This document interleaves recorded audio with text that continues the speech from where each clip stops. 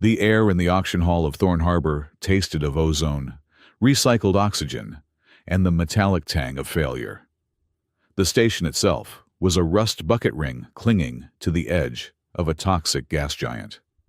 A place where fortunes and lives were traded with equal, chilling indifference. This was the Outer Rim. Decades after the Terran withdrawal had left human colonies isolated, vulnerable, and often profitable. Here, slavery was not a moral failing. It was a cornerstone of the economy, managed with corporate precision by the conclave of petrels on the central block. Illuminated by harsh, flickering lumens, stood the day's final item. Lot 74, a human child. His name was Noah Cade. The manifest claimed he was 13 years old. He had unruly black hair and eyes the color of forged steel. He was thin, clad in a ragged transport tunic, and bound by a standard-issue gallows McIve shock collar, and he was smiling. It was not a smirk. It was not a grimace of fear. It was a calm, almost gentle smile, fixed in place as if it were the most natural expression in the universe. The auctioneer, a xylopoid whose voice sounded like rocks grinding together, was losing patience. A rare find, connoisseurs, pure-strain human stock, docile, untouched by the fringe world plagues. Bidding starts at 3,000 credits. The crowd murmured. Humans were rare, but this one was small, and the smile was unsettling. It suggested damage, insubordination. A guard, a massive, four-armed brute from the Vorn species, prodded Noah with a stun baton. "Show compliance! Meet!" Noah did not react. He just kept smiling, his gaze distant, sweeping the architecture of the auction hall. The guard's patience snapped. He unhooked the neural whip from his belt, a tool designed to inflict maximum pain with minimal tissue damage. "This one is broken in the head. Auctioneer, watch." The whip cracked the air, its energized filament striking Noah across the back. The sound was sharp, like a bone breaking. The tunic split, and a line of immediate bright red welled up on the pale skin. The crowd went silent. The child did not flinch. He did not cry out. He simply let out a quiet breath, and his smile, impossibly, seemed to relax. He turned his head slowly, looking up at the Vorn guard who towered over him. "That is an excellent whip," Noah said. His voice was clear, high-pitched with youth, but carrying an edge of unnerving observation. "The microfilament weave looks incredibly tight, very durable. You must have paid a premium for that model."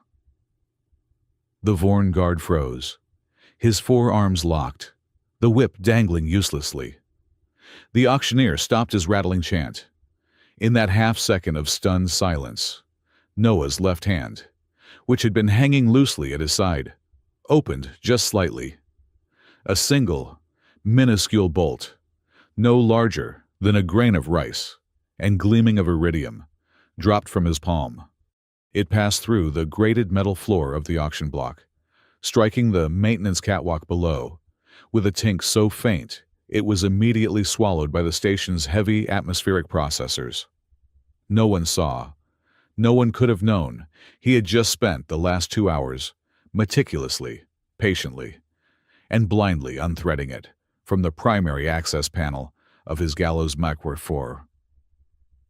3,000! The auctioneer shouted, trying to regain control. "Do I hear 3,000 for the smiling defective? 1,000? A voice cut through the hall. It was female, precise, and weary. All heads turned. Dr. Syra Jix stepped out of the shadows of a medical alcove. She was Janari, a species known for their tall, slender frames, pale blue skin, and empathetic, liquid dark eyes.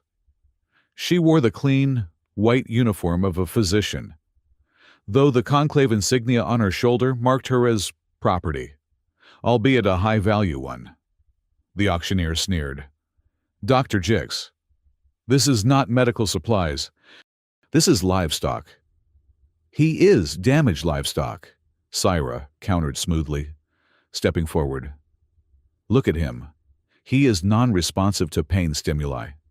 He is either neurologically damaged or dangerously defiant. He is a risk. 1,000 credits. Or I declare him medically unsound for labor. And you will get nothing. The auctioneer and the guard exchanged a look. Magnet Rahl, the head of this conclave sector, did not tolerate unsold inventory. Sold, the auctioneer slammed his gavel. To Dr. Jix for 1,000 credits. Take the liability off my block. The guard roughly shoved Noah toward Sarah. Your problem now? Medic. Noah Cade looked at his new owner. He smiled. Sarah Jix did not smile back. She ran the Conclave's mobile clinic, a polite term for the processing station that ensured new slave assets were healthy enough for the mines or the looms, and not infectious. In reality, she was an indentured servant, her medical expertise bound to Magnate Rahl's cruel enterprise to pay off a debt that never seemed to shrink. She led Noah into the white, sterile confines of her clinic. The door hissed shut, blocking out the noise of the market. Sit on the table, she ordered. Noah obeyed, hopping up with an easy grace. He swung his legs, the smile still fixed. The collar, Cyrus said, holding out a diagnostic tool. Key code, please. Noah tilted his head. I do not believe they gave me one. Doctor. Sarah sighed. She pressed the tool to the collar's lock. Override. Code Jix 77 Delta. The collar popped open with a pneumatic hiss and fell away. Noah rubbed his neck, the skin beneath raw, but his expression did not change. Why did you buy me? Noah asked, his voice genuinely curious. I bought you because you were cheap, Syra said curtly, pulling a bioscanner from the wall. And because I have never seen a human act the way you did.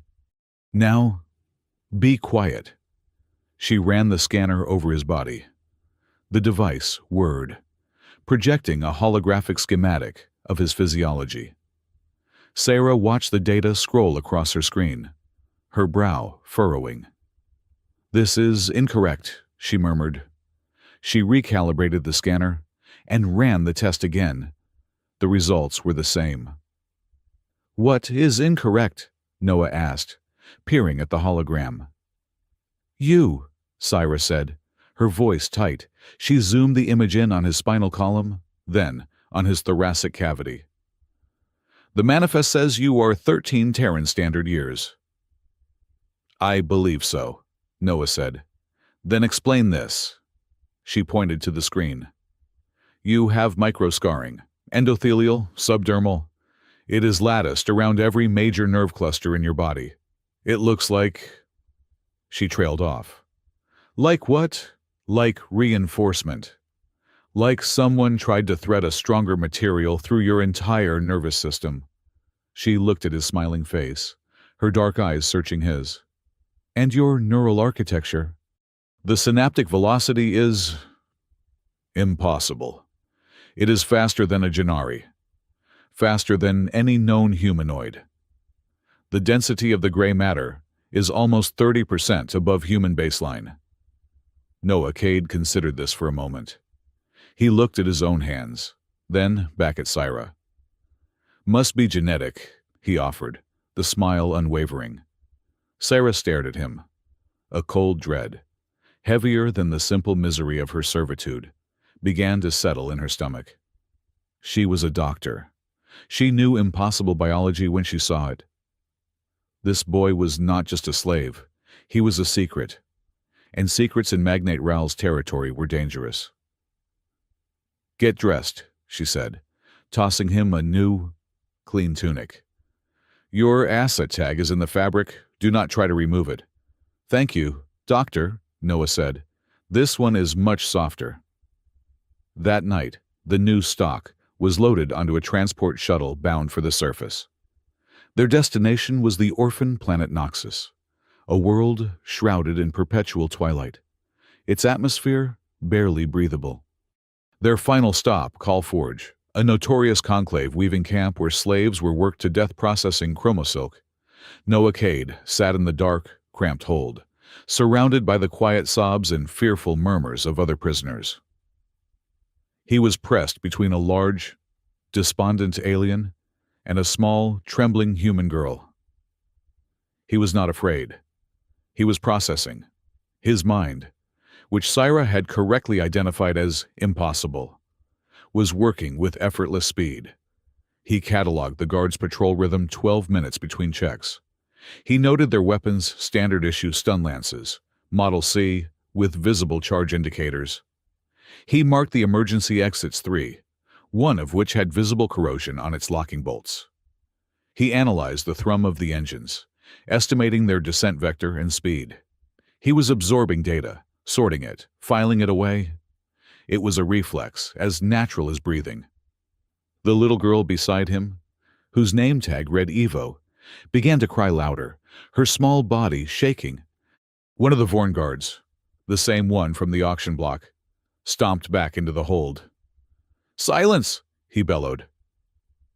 "Or I will give you silence." Evo, terrified, only cried harder.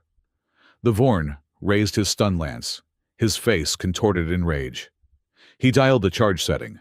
The tip of the lance began to glow a deep, angry violet. This was not the stun setting. This was the maximum punishment setting, designed to inflict agonizing pain and neurological damage. Last chance. Meet.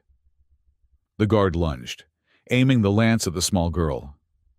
Noah moved. It was not a fast motion. It was not a heroic leap. It was a simple, economical shift of his body, intersecting the space between the Vorn's weapon and the child's chest. He took the full charge. The violet energy, thousands of volts, slammed into him. The sound was a wet crack. The smell of ozone and burnt fabric filled the air. The guard laughed, expecting the boy to collapse, spasming and screaming. Noah Cade did not collapse. He stood rigid. The electrical current, powerful enough to stop the heart of a creature 3 times his size, flooded his system. The asset tag in his tunic vaporized instantly. Evo, watching through her fingers, saw the boy's entire body light up for a fraction of a second, his skeleton visible through his skin. But the energy found purchase. It surged through the microscars Sarah had seen, the latticework of reinforcement. It hit his impossible brain, and instead of frying his synapses, it fed them. The Vorn's laughter died.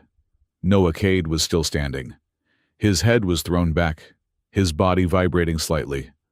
The smile, which had been placid and calm, was now stretched wide. It was a grin of pure, terrifying, ecstatic satisfaction. Deep within his mind, behind the steel-gray eyes, something flickered to life. Dim, translucent screens of data, previously dormant, flared into existence against his retinas. External power surge detected. Warning, capacity overload. Shunting excess. Charge accepted. A new line of text appeared, glowing a soft, cool blue. Systems online. Energy levels 9%. Noah Cade lowered his head. He looked at the stunned Vorn guard, the violet after-image of the blast still smoking on his chest, the hole in his tunic revealing unblemished skin beneath. He let out a long, happy sigh. The smile returned to its calm, gentle default. "Thank you," Noah said politely. "I needed that." Forge was less a camp and more of a wound. It was carved into a canyon on the perpetually dark planet Noxus, a sprawling open-air factory where the only light came from the sulfurous yellow lumens on the perimeter fences and the sickly green glow of the atmosphere itself, The air was a toxic soup, tasting of burnt metal and chemicals. Mandatory rebreathers doing little more than filtering out the largest particulates.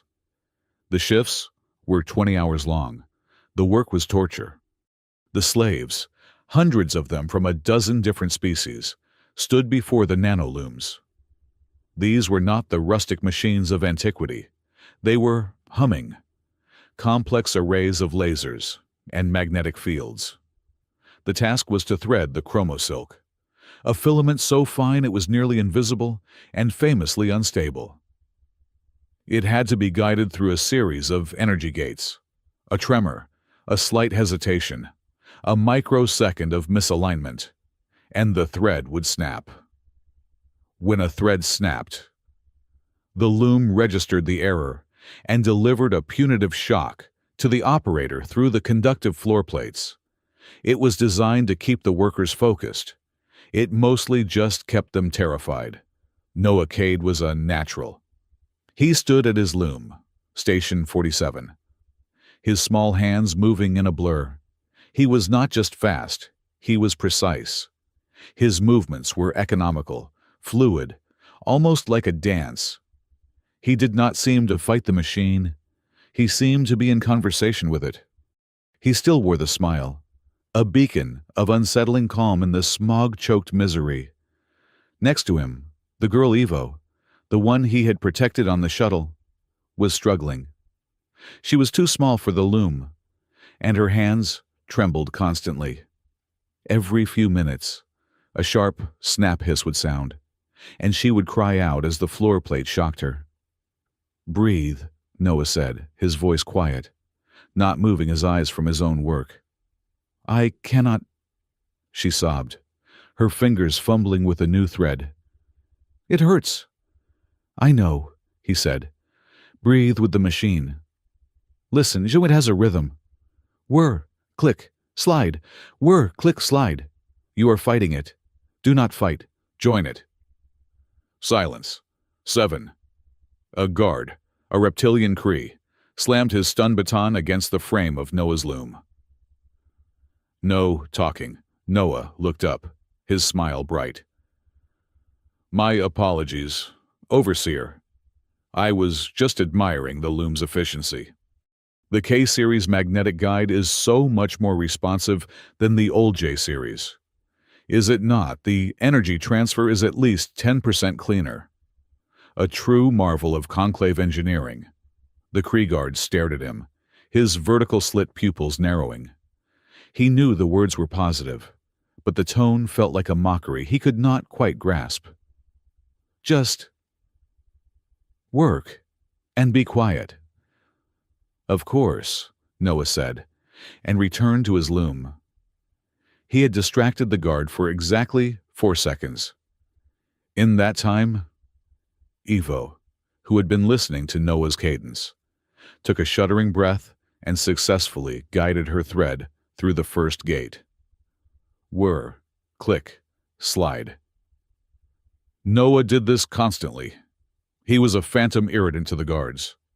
He learned their names, their species, their shift patterns. He learned the specific slang of the Vorn, the chittering insults of the Kree, and the complex hierarchical grammar of the xylopoids. He used it all. To a Vorn brute complaining about the cold, Noah would say, "It is almost as cold as a Vorn's honor, which, as we know, is the pinnacle of absolute zero, a true inspiration." The Vorn, hearing honor and pinnacle, would grunt in agreement. To a Kree, he would use a high-pitched, respectful chitter that, in their own dialect, translated to, "You whose scales are slightly duller than a rock." The guards hated him, but they could never articulate why. His quota was always triple the average. He was never caught breaking a rule. Not truly. He was polite. He was helpful. And he smiled. A constant, unnerving smile that made them feel like they were the ones being watched. But Noah was not just watching. He was processing. The electrical charge meal on the transport had awakened more than just his core systems. It had activated his passive sensory suite. The world was no longer just a place he existed in. It was a stream of data, flowing into him, constant and overwhelming, yet perfectly ordered. He did not have to try to count the patrols. The data simply appeared behind his eyes, written in that cool, blue script. Patrol. Vorn. Lance Model. Key. 20-1402. Cycle. 12.4 minutes. Patrol. Cree B. Lance Model B. Faulty Charger. 2018-22. Cycle. 12.3 minutes. Overlap. 84 seconds. He would look at the main gate, and his vision would overlay with schematics. Lock. Magna Bolt 880. Housing titanium alloy. Power 120 volt. Est. Bypass time cold 14 seconds. He mapped the entire complex this way. He knew which ventilation shafts were large enough for Ivo to crawl through. He knew the precise frequency of the guards' comms. He knew the load-bearing tolerances of the beams above the overseer's station. He knew that the perimeter fence's power grid dipped by 2% every night at 0304, when the main station's atmospheric scrubbers kicked in. It was all data, and it all went into the file. It was instinct. It was reflex. It was who he was. The conclave of petrels, the entity that owned him, was also a system. He learned this from the whispers of other slaves, from the boasts of the guards, from the shipping manifests he glimpsed. It was not just a few thugs on a backwater station. It was a multi-planetary corporation, Magnate Rahl. The name he'd heard in the auction was the sector boss. He was a name spoken with fear. Rahl was not just cruel. He was organized. He built his empire on logistics, transforming living beings into data on a ledger. He was the one who enforced the use of shot collars, who optimized the work-to-death ratio, who used medical professionals as a front to maintain the quality of his stock. Miles away, on the orbital station of Thorn Harbor, Dr. Syra Jix was discovering just how organized Rahl's system was. She could not get the smiling boy out of her head. The impossibility of his biology haunted her. That night, after her shift, she sealed her private quarters and accessed the Conclave medical database. She was a physician. She had high-level clearance. She entered the asset tag she had assigned Noah, the one that had been vaporized on the transport. The file appeared. Cade. Noah. Asset 47N. She opened the Biologicals tab. It was empty. She tried the Acquisition tab. The location of purchase was listed, but the origin was blank. She tried to access the deeper records, the biosyn data that should have been uploaded from the auction block's initial scan. A new window popped up. Access denied. File redacted by Conclave Internal Oversight. Level 9, Omega. Syra's blue-skinned hands grew cold. Level 9 Omega clearance was reserved for Magnate Rahl himself. Why was the sector boss personally sealing the file of a 13-year-old, 1,000-credit slave boy? She tried a different approach, a cross-reference search for the name Cade. The system stalled. Her screen flickered, and then a new message appeared. This one not in the Conclave's standard interface. It was a stark, blocky, military font. Terran Directorate Protocol. This file is eyes only. Attempting to access this node will result in termination. Syra ripped her console interface from the port, her heart hammering. The Terran Directorate. That was the old human military government, the one that had withdrawn from the Outer Rim, the one that was supposedly a galactic ghost. She looked at her dark screen, her own reflection staring back. The boy was not a slave. He was a weapon, or a secret, or both. And she, Dr. Syra Jix, had just bought him for a Magnate Rahl back in Call Forge. Noah was about to meet a ghost of his own. He was in the mess hall, a long, damp cavern where slaves were fed a nutrient paste that tasted like chalk. He was sitting with Evo, quietly teaching her a game played with small pebbles, a game of logic and pattern recognition. You are not from the rim." The voice was rough, human, and spoken in a low Terran Standard dialect. Noah looked up. The man sitting across from him was tall, even seated. He was gaunt, but his shoulders were broad under his prison tunic.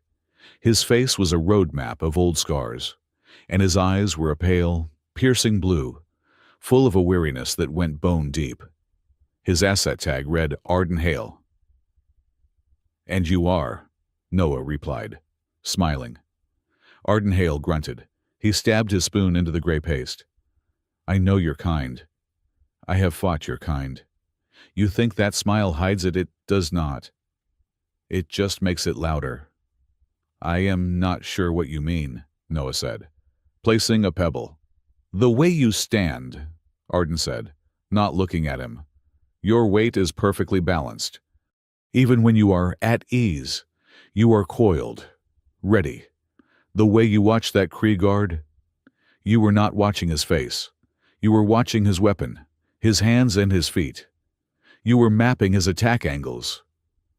Noah's smile did not waver, but the data sparks in his eyes flickered. Arden Hale, former LT, Commander, Terran Directorate 7th Recon. Convicted humanitarian smuggling. Sentence 40 years. Call Forge.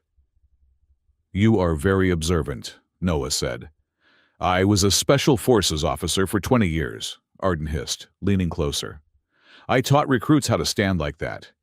I taught them how to watch like that. But I never taught them this." Arden tapped his own temple. "You are not just trained, kid. You are built switch. So, I will ask you again. What are you, some kind of new-gen Directorate assassin? A sleeper agent?" Noah considered the man.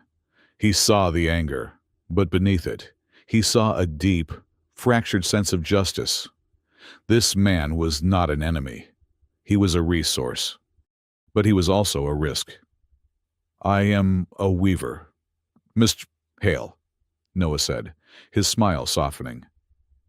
"Just like you," Arden stared at him, the blue eyes searching the gray. "No," he finally said, sitting back. "You are something else. And that smile. It is the scariest part about you." He shook his head. "Whatever you are planning, leave me out of it. I am done. I tried to save people. Look where it got me." "Saving people is hard," Noah agreed. "It is impossible," Arden corrected.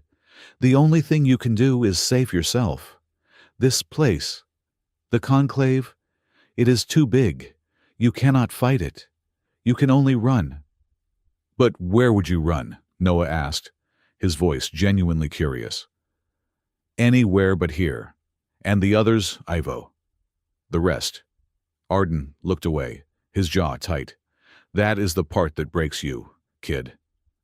You learn that you cannot take the whole school with you. You just have to be the one fish that gets lucky and finds a hole in the net." Noah looked down at the pebble game. He placed his final stone, completing a complex, perfect spiral.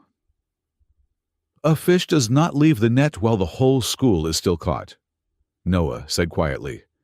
"It is a waste of an escape." Arden looked at him, confused. "What?" "You do not run," Noah explained, as if it were the simplest logic in the world. "You do not find a hole. You find the winch. You find the motor. You find the hinge that pulls the net closed." He swept the pebbles back into his hand and stood up, helping Ivo to her feet. "And you break it." R&D. Arden Hale watched him go. The small, smiling boy leading the tiny, trembling girl back to the barracks. For the first time in 10 years. Arden Hale felt a flicker of something that was not despair. It felt dangerously like hope. That night, Noah's new collar, a Gallows MKV, was chafing his neck. It was a heavier model than the one he'd dismantled, and he had not yet had the quiet, unobserved time to map its internal mechanics. He needed to test it. He needed to know his limits. He found his chance near the waste reclamation unit. A large, brutish slave, a species Noah had not yet catalogued, was being disciplined for spilling a ration box. He was strapped to a punishment post, a thick metal pole where the guards could administer shocks remotely. The creature was roaring in agony as the electricity coursed through him. Noah walked up, his smile placid.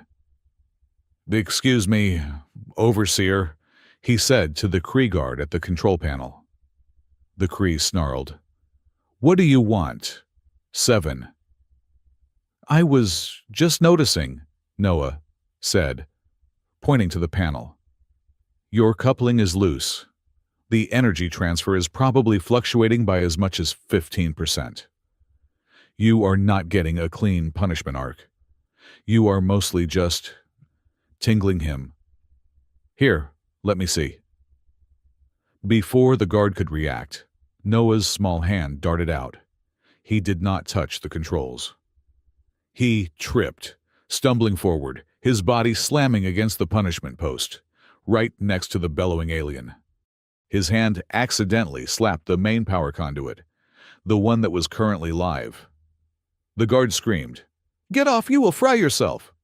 The full, unmitigated power of the punishment post, designed to incapacitate a 1-ton behemoth, surged into Noah Cade.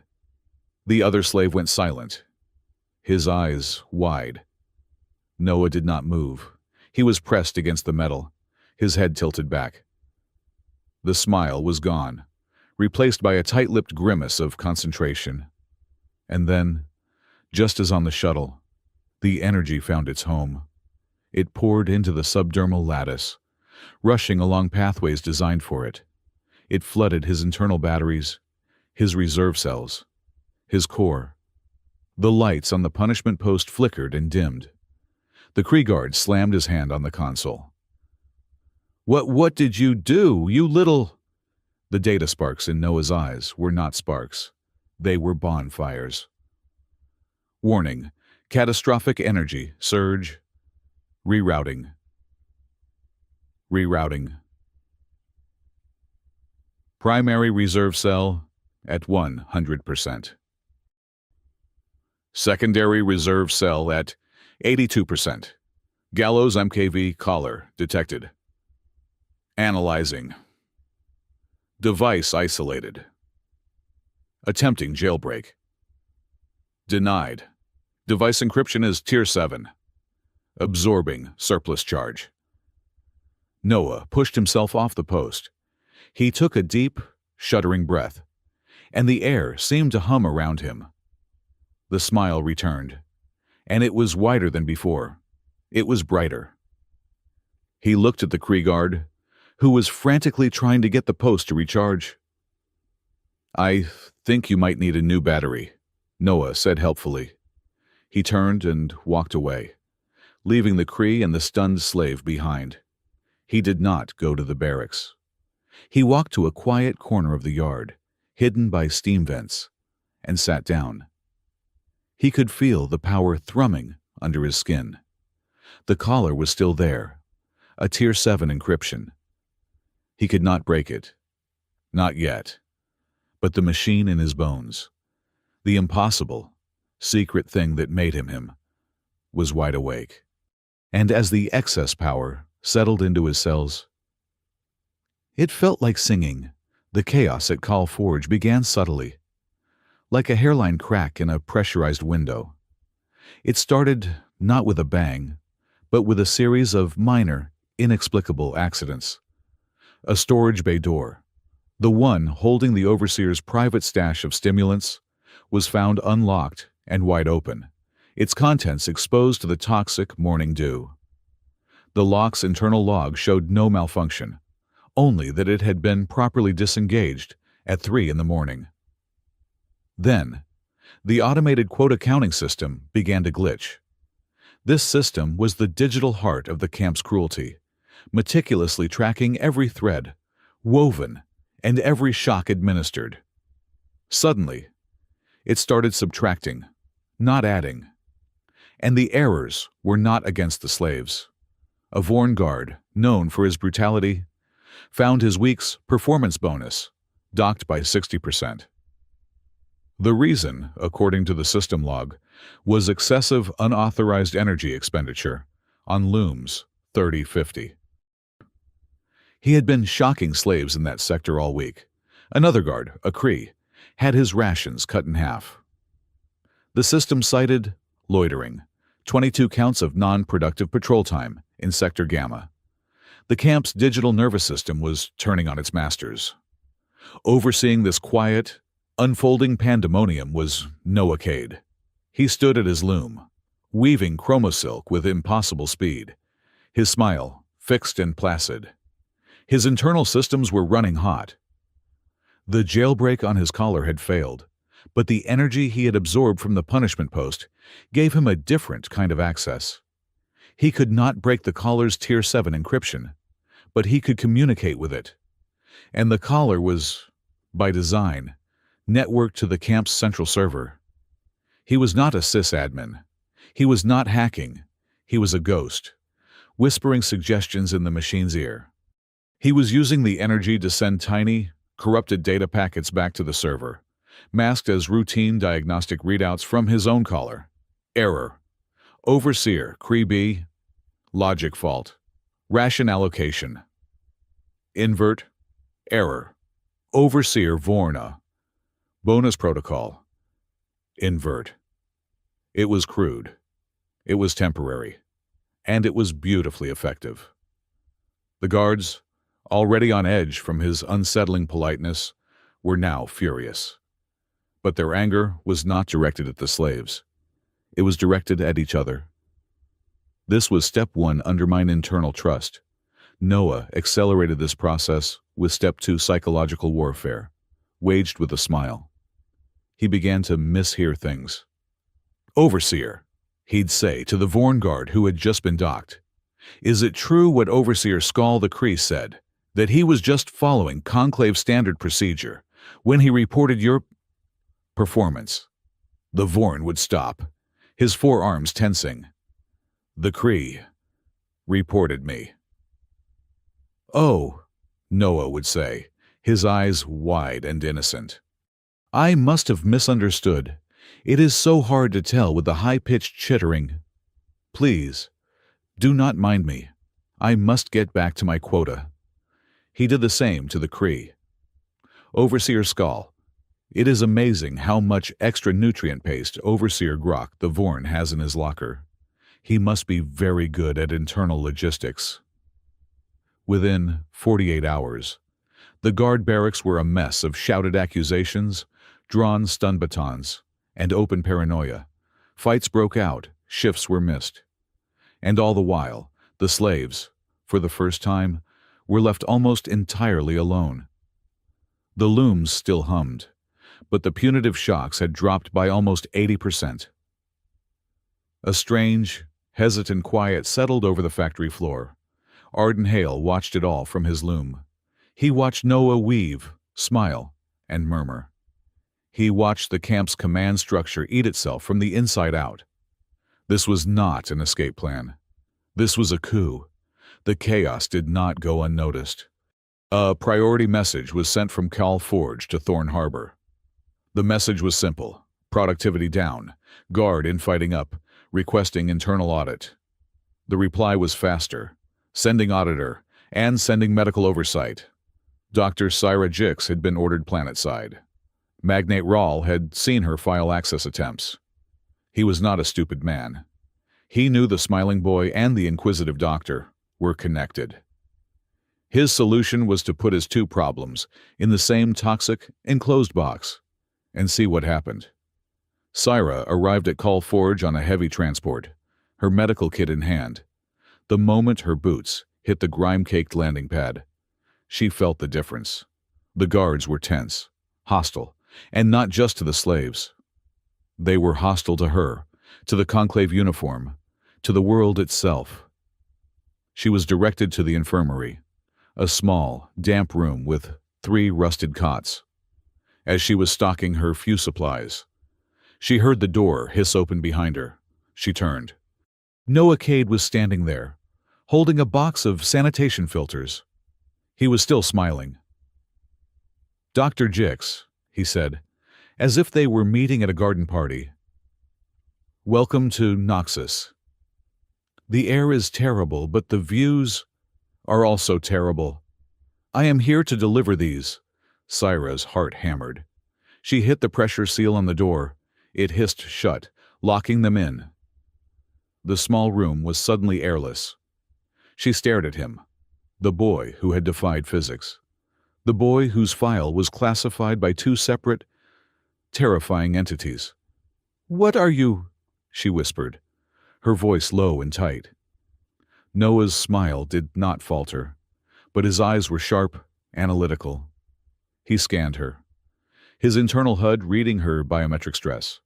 Syra Jix, heart rate 104, BPM, respiration 28, adrenaline elevated, status frightened. "What am I?" he repeated. He tilted his head. "I am a person who likes charging." "Stop it!" Syra snapped. "Stop the games. I saw your scan. I tried to find your file." "Do you have any idea what is looking for you? The Terran Directorate, Magnate Ral. They are not compatible masters." "I have no master," Noah said simply. "We are all slaves here." "Boy," Syra shot back, her voice cracking. "Even me. Ral owns this planet. He owns the air we are breathing. He owns me, and he owns you. And your little performance here, turning the guards against each other. It is clever. It is also incredibly stupid. He is not just going to punish you. He is going to dissect you. And he is going to make me help." Noah's smile finally faded. Not into fear, but into something more serious. A profound, adult concentration. "I know," he said. "That is why you must not be here when it happens." He stepped closer. "Syra, you bought me. That was a kindness, even if you did not mean it to be. You must leave. Get back on your transport. Report that the camp is stable. Report that I am a harmless defective." "And what about you?" she asked. "I have work to do." "What work tearing this place apart? What happens to the others, to Evo, to Arden Hale? When the Conclave cracks down, they will kill everyone, just to make an example." "They will not," Noah said. "Not if the system is broken cleanly." He set the filter box down. As he did, his sleeve brushed against a metal shelf. A small, brown, teardrop-shaped object, no bigger than his thumbnail, fell from his tunic and landed silently on a stack of gauze. Neither of them noticed. "You are a child," Syra said, her voice full of a sudden, aching frustration. "You are a child, playing a game you cannot win." "I am not playing," Noah said. The smile returned. But it was different now. It was sad. "And I have not been a child for a very long time." The door chime buzzed. A Kree guard's voice crackled over the intercom. "Doctor, stop hiding. We have a situation at the main gate." Syra looked at Noah. Noah looked at Syra. "Go," he said. "Do your job. Be a doctor." Syra unlocked the door. She gave him one last, conflicted look. "Do not die," she ordered. "It is an administrative nightmare." "I will try my best, Doctor." Noah smiled. She left. Noah watched her go. His internal HUD tagged the new arrival at the main gate. Unknown. Species Jaquar. Biometrics elevated. Weapons class 4 energy rifle, monofilament blade, threat extreme. As Syra walked out, her hand brushed the gauze. She felt the small, hard object. She instinctively closed her fist around it, palming it, and shoved it into her pocket without looking. The situation at the main gate was not a medical one. A sleek, black interceptor. A ship far too advanced for this backwater planet. Sat on the landing pad. Standing in front of it was a new alien. He was tall, thin, and wrapped in robes of dark, oiled leather. His species was Jaguar, known across the galaxy as the best bounty hunters and assassins for hire. His face was a mask of placid cartilage, his eyes pure, reflective black. This was Executor Dokar, the Conclave's top hunter, Ral's personal problem solver. The Kree and Vorn guards were practically bowing. "Executor," the Kree said, his voice fawning. "We were not expecting you." Clearly, Dokar's voice was like silk being drawn over a blade. It was telepathic, projected directly into their minds, bypassing the need for a translator. Magnate Real has grown concerned about his investment. He smells rot, and I have been sent to find the source. Dokar's black eyes swept the camp. He saw the nervous guards, the damage from their recent brawls. He saw the slaves at the looms, who were working with a new, quiet intensity, their heads down. And then, his gaze locked onto Station 47.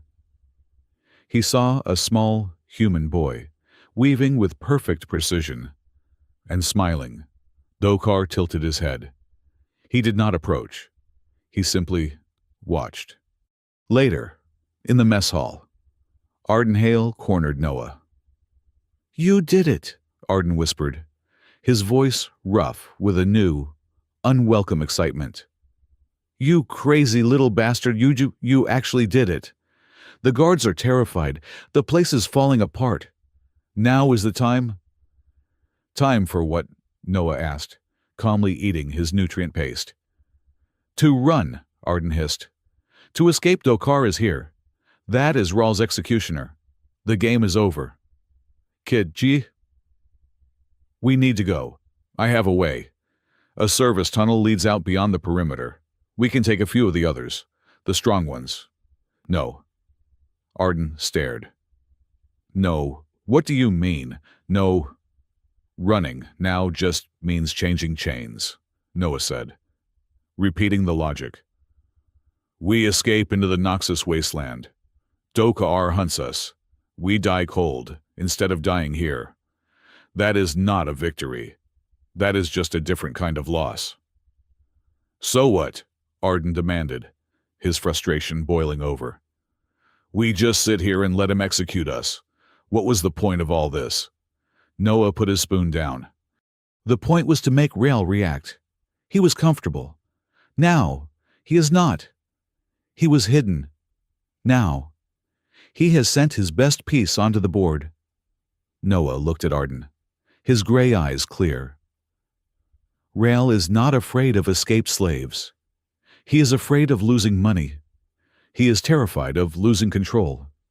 He is holding his annual inventory audit in 2 days.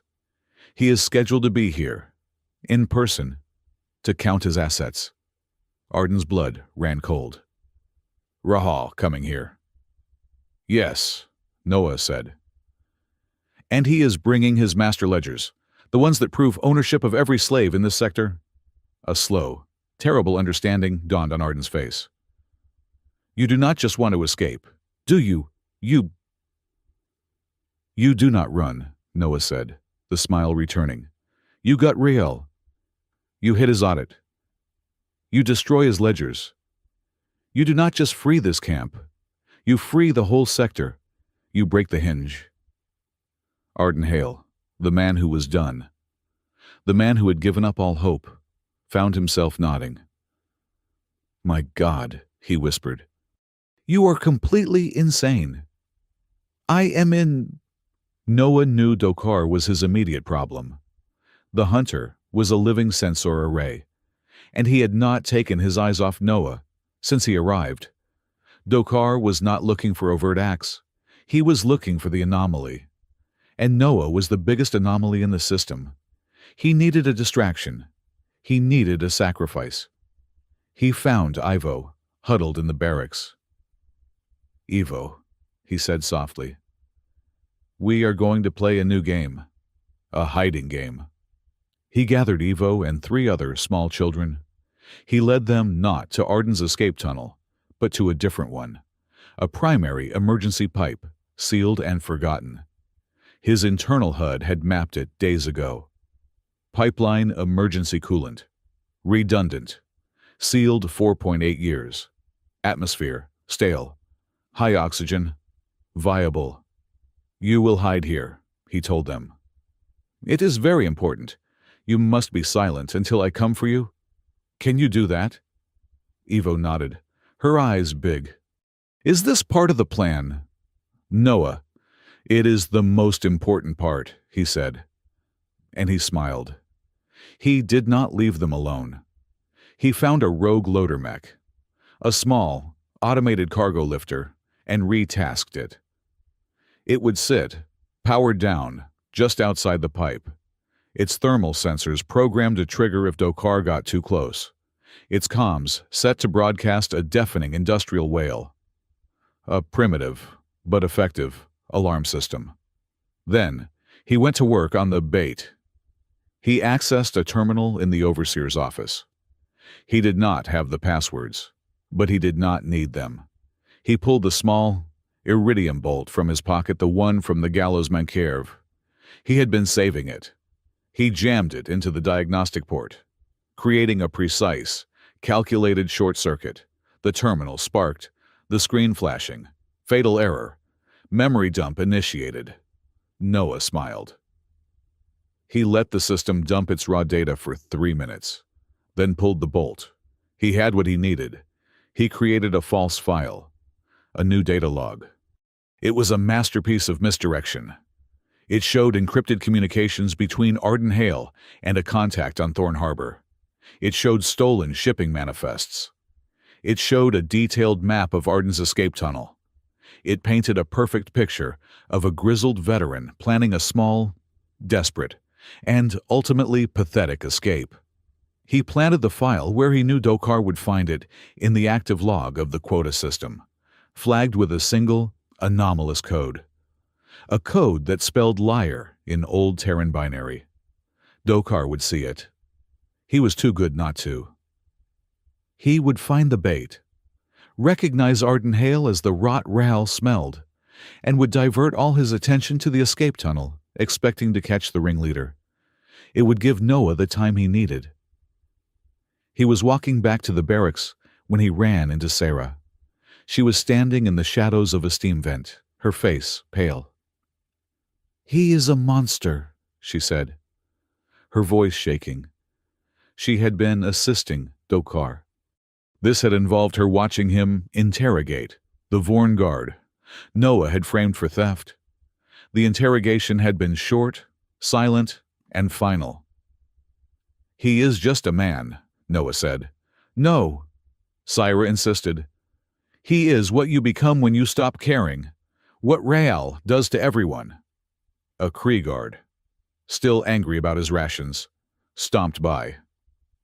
"U7. What are you doing out of your loom? Move," he raised his stun lance. Noah, seeing Sarah flinch, did not hesitate. He stepped in front of her. "I am moving, Overseer," he said, smiling. The Kree, furious, did not care. He jabbed the lance forward, hitting Noah square in the chest. It was not the punishment post. It was not the shuttle blast. It was a standard, painful, debilitating shock. For a human, for Noah, it was just annoying. He grunted, his body seizing, the smile turning into a grimace. He took the hit, stumbling back, but he stayed on his feet. He had shielded Sarah from the guard's view. The guard scoffed. Pathetic. He stomped off. Noah straightened, his internal systems already rerouting the minor charge, complaining about its low quality, surge detected, low amperage, junk, no charge gained. He looked at Syra. She was staring at him, her dark, Janari eyes wide. She had seen him take the hit. She had seen him shield her, a simple, reflexive act. She had seen him absorb a shock that should have put him on the ground, and do it for her. She reached out, her hand trembling. She did not touch his face. She did not touch his arm. She touched the heavy metal gallows, Makevi collar around his neck. Her fingers were long, blue, and impossibly gentle. They traced the cold circuit lines, the thick locking bolts. "This is wrong," she whispered, her voice fierce with a sudden, protective anger. "All of it," she met his eyes. "I do not know what you are," she said. "I do not care. But you are not a slave." She leaned in, so close her breath was warm on his cheek. "I will find a way," she whispered, her fingers tapping on the collar's main processor. "I am a doctor. I understand systems. I will find a way to take this off." Noah's systems were processing her proximity, her touch, the change in her voice. But his internal HUD was silent. This was not data. He looked at her, at the genuine, desperate kindness in her eyes. And Noah Cade, the boy machine, the smiling cyborg, did something he had not done since his acquisition. He smiled. It was not the calm, placid smile. It was not the wide, ecstatic grin of the power surge. It was a small, hesitant, grateful, and completely human smile. It was real. "Thank you, Syra," he said. A sound cut the moment. A high-pitched, almost inaudible ping. Noah's head snapped up. The smile vanished, his eyes unfocused. Syra frowned. "Noah, what is it?" He was hearing it. A signal, transmitted on a restricted military-grade frequency. It was not Dokar. It was not the Conclave. It was old. It was a voice. Not a voice. A string of data, calling his name. No, not his name. Cade Unit. Cade Unit. Cade Unit. Protocol 7 activated. Awaiting. It was the voice from his file, the Terran Directorate. It was the people who had built him. Syra grabbed his arm. "Noah, you are freezing cold. What is wrong?" Noah shook his head, a violent, sudden motion. He was forcing the signal down, walling it off, cutting the connection. His programming screamed at him to respond, to obey, to report. He did not want to. "It is nothing," he said, the placid smile snapping back into place.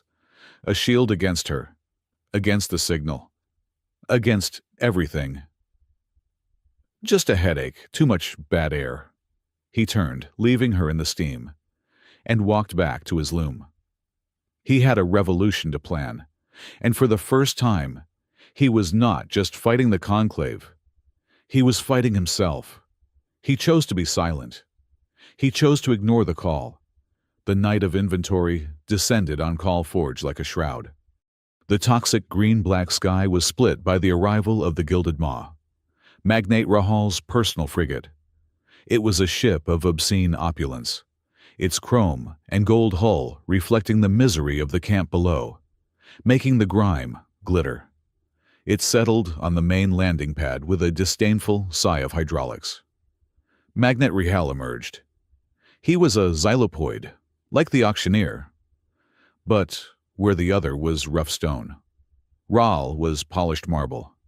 He wore a simple, obscenely expensive pressurized suit, and his face was a mask of inlaid gold that mimicked a serene, humanoid expression. Beside him, Executor Dokar stood as a black hole in the smog, his robes absorbing all light. He had already deployed his personal guard. A dozen Jaquar hunters who fanned out, their stun lances at the ready, their black eyes sweeping the compound. They moved with a liquid, coordinated grace that made the local Vorn and Kree guards look like clumsy children. The slaves were herded from their barracks and forced to line the perimeter of the weaving floor. Heads bowed, rebreathers hissing in the near silent dread. This was the audit. This was when Rahl personally counted his assets, his gaze lingering on each slave as if he were appraising fine art, his datapad chiming with each confirmation. Noah Cade was in the front row, next to Arden Hale. He was smiling, his eyes cast down, but his body was a coiled spring. Plan initiate. T-minus 120 seconds. Syra Jix was in the infirmary, under guard by 2 Jaquar. Supposedly, to verify medical inventory, she was Noah's failsafe, and his liability. Rahl stepped onto a raised platform. Assets. His voice, a perfect, synthesized baritone, boomed over the camp's speakers. We are here to celebrate another cycle of productivity. Your contribution to the conclave is noted. Your obedience is mandatory. His golden mask turned. Executor, begin the primary scan. Dokar raised his hand. This was the signal. Noah looked at Arden. Arden gave a single, almost invisible nod. T-minus 3, 2, what? Execute. Noah did not move. He simply sent the command. Swiss overload, main power grid, substation 4, command complete shutdown. Duration 9 seconds. The entire camp plunged into absolute, terrifying darkness. The sulfur yellow lumens died. The hum of the loom ceased. The perimeter fences went dark. Rahal's amplified voice cut off into a sharp static pop. 9 seconds. In the first second. The slaves screamed as the Jaquar guards shouted. In the second. Ardenhale was gone, moving toward the landing bay. He was a ghost, his old special forces training taking over. In the third second, Noah shook his hand into the collar of the slave next to him and sent a targeted low-amp pulse, the energy he had stored into the man's collar. Just enough to short its local comm, not fry the wearer. Signal offline. He did it to the next, and the next. Offline. In the fourth second, a brilliant orange-red plume of fire erupted from the secondary chemical warehouse. Noah had planted a small, energy-fed detonator, a modified loom battery in a drum of cleansing solvent. The bait. Fire, the west warehouse. A Kriegard shrieked, his panic breaking the discipline. In the fifth second, Rihal's voice, now from his suit speaker, cut through. Executor control, this half of you. Put out that fire. It is a diversion. In the sixth second, Noah grabbed Evo, who was shaking in the dark. Now, he whispered. He pushed her, along with 5 other children he had positioned, toward a grated duct. Lock emergency coolant. Bolts retract. The heavy grate hissed open, revealing the dark tunnel. The loader mech he had positioned at the far end whirred to life, its single light a beacon. Go, do not stop, do not look back. In the 7th second, the children were gone. In the 8th second, Dokar's silk-on-blade voice cut through the dark, not on the speakers, but in Noah's head. An impressive 9 seconds, little anomaly. In the 9th second, the power came back on. The emergency lights, harsh, blood red, kicked in. The scene was chaotic. Slaves were huddled. Guards were running. Half the Jaquar hunters were sprinting toward the blazing warehouse. Rahal was on his platform, his plasma pistol now in his hand. But Dokar was not. He was standing exactly where he had been, unmoving, and he was staring directly at Noah. The false data log that Noah had planted, the one pointing to Arden's escape tunnel, was flashing on Dokar's wrist display. Dokar ignored it. The fire was clever. Dokar's voice echoed in Noah's mind. The executor had not moved, but his black eyes were locked on their target. The power cut, a classic. The false data log, a nice touch. You painted a perfect picture of a desperate man. Arden Hale. Dokar took a single, slow step toward Noah. But you made one mistake. You assumed I was hunting a man. Dokar raised his other hand. It held a small, silver device, a tri-scanner. This camp is full of biological, organic rot. But my sensors are not biological. They are biomechanical, I am not looking for a motive. I am looking for a machine. The scanner's light, a thin blue beam, passed over the slaves. It passed over Noah. It stuck. A high-pitched whine filled the air. On Dokar's display, a 3D schematic of Noah appeared, and his entire skeletal structure. His nervous system, his internal batteries all lit up in glowing anomalous green. Endogenous metal reflection, detected non-conclave origin, threat unknown. There you are, Dokar whispered. Rahl, seeing this from his platform, shouted, Executor, what is that? Seize it. Dokar did not need the order. He moved. He was impossibly fast. A black-robed blur. The stun lance was not for stunning. The tip extended, crackling with lethal, focused energy, aimed directly at Noah's heart. Threat lethal. Dodge. Left. Noah did not dodge left. He tilted his head to the right, his smile fixed. His body moving just enough for the lethal charge to pass, over his shoulder, singing his tunic. It was a movement of impossible, casual grace. He tilted his head as if he were posing. That is my bad side, Noah said, his voice cheerful. Dokar's black eyes, the only things visible, widened. The move was not human. It was not natural. It was a machine's calculation of minimal effort. The hunter recoiled, striking again, a low sweep this time, aimed at Noah's legs. And that is too low, Noah said. He did not jump. He simply was not there. He had used the motion of Dokar's attack to step inside the hunter's guard. So close they were almost touching. Dokar was a master. He was already dropping the lance, his hand blurring for the monofilament blade at his own hip. He was too slow. Weapon deploy. Ulna, right. There was a sound. Not a shing of metal, but a high-frequency hiss. From Noah's right forearm, just under the skin of his wrist, a thin, shimmering line, almost invisible, extended. It was a monofilament blade, a single, molecule, thick wire held in a disruptive energy field. Noah did not stab. He did not slash. He danced. It was a single, fluid motion. He brushed past Dokar.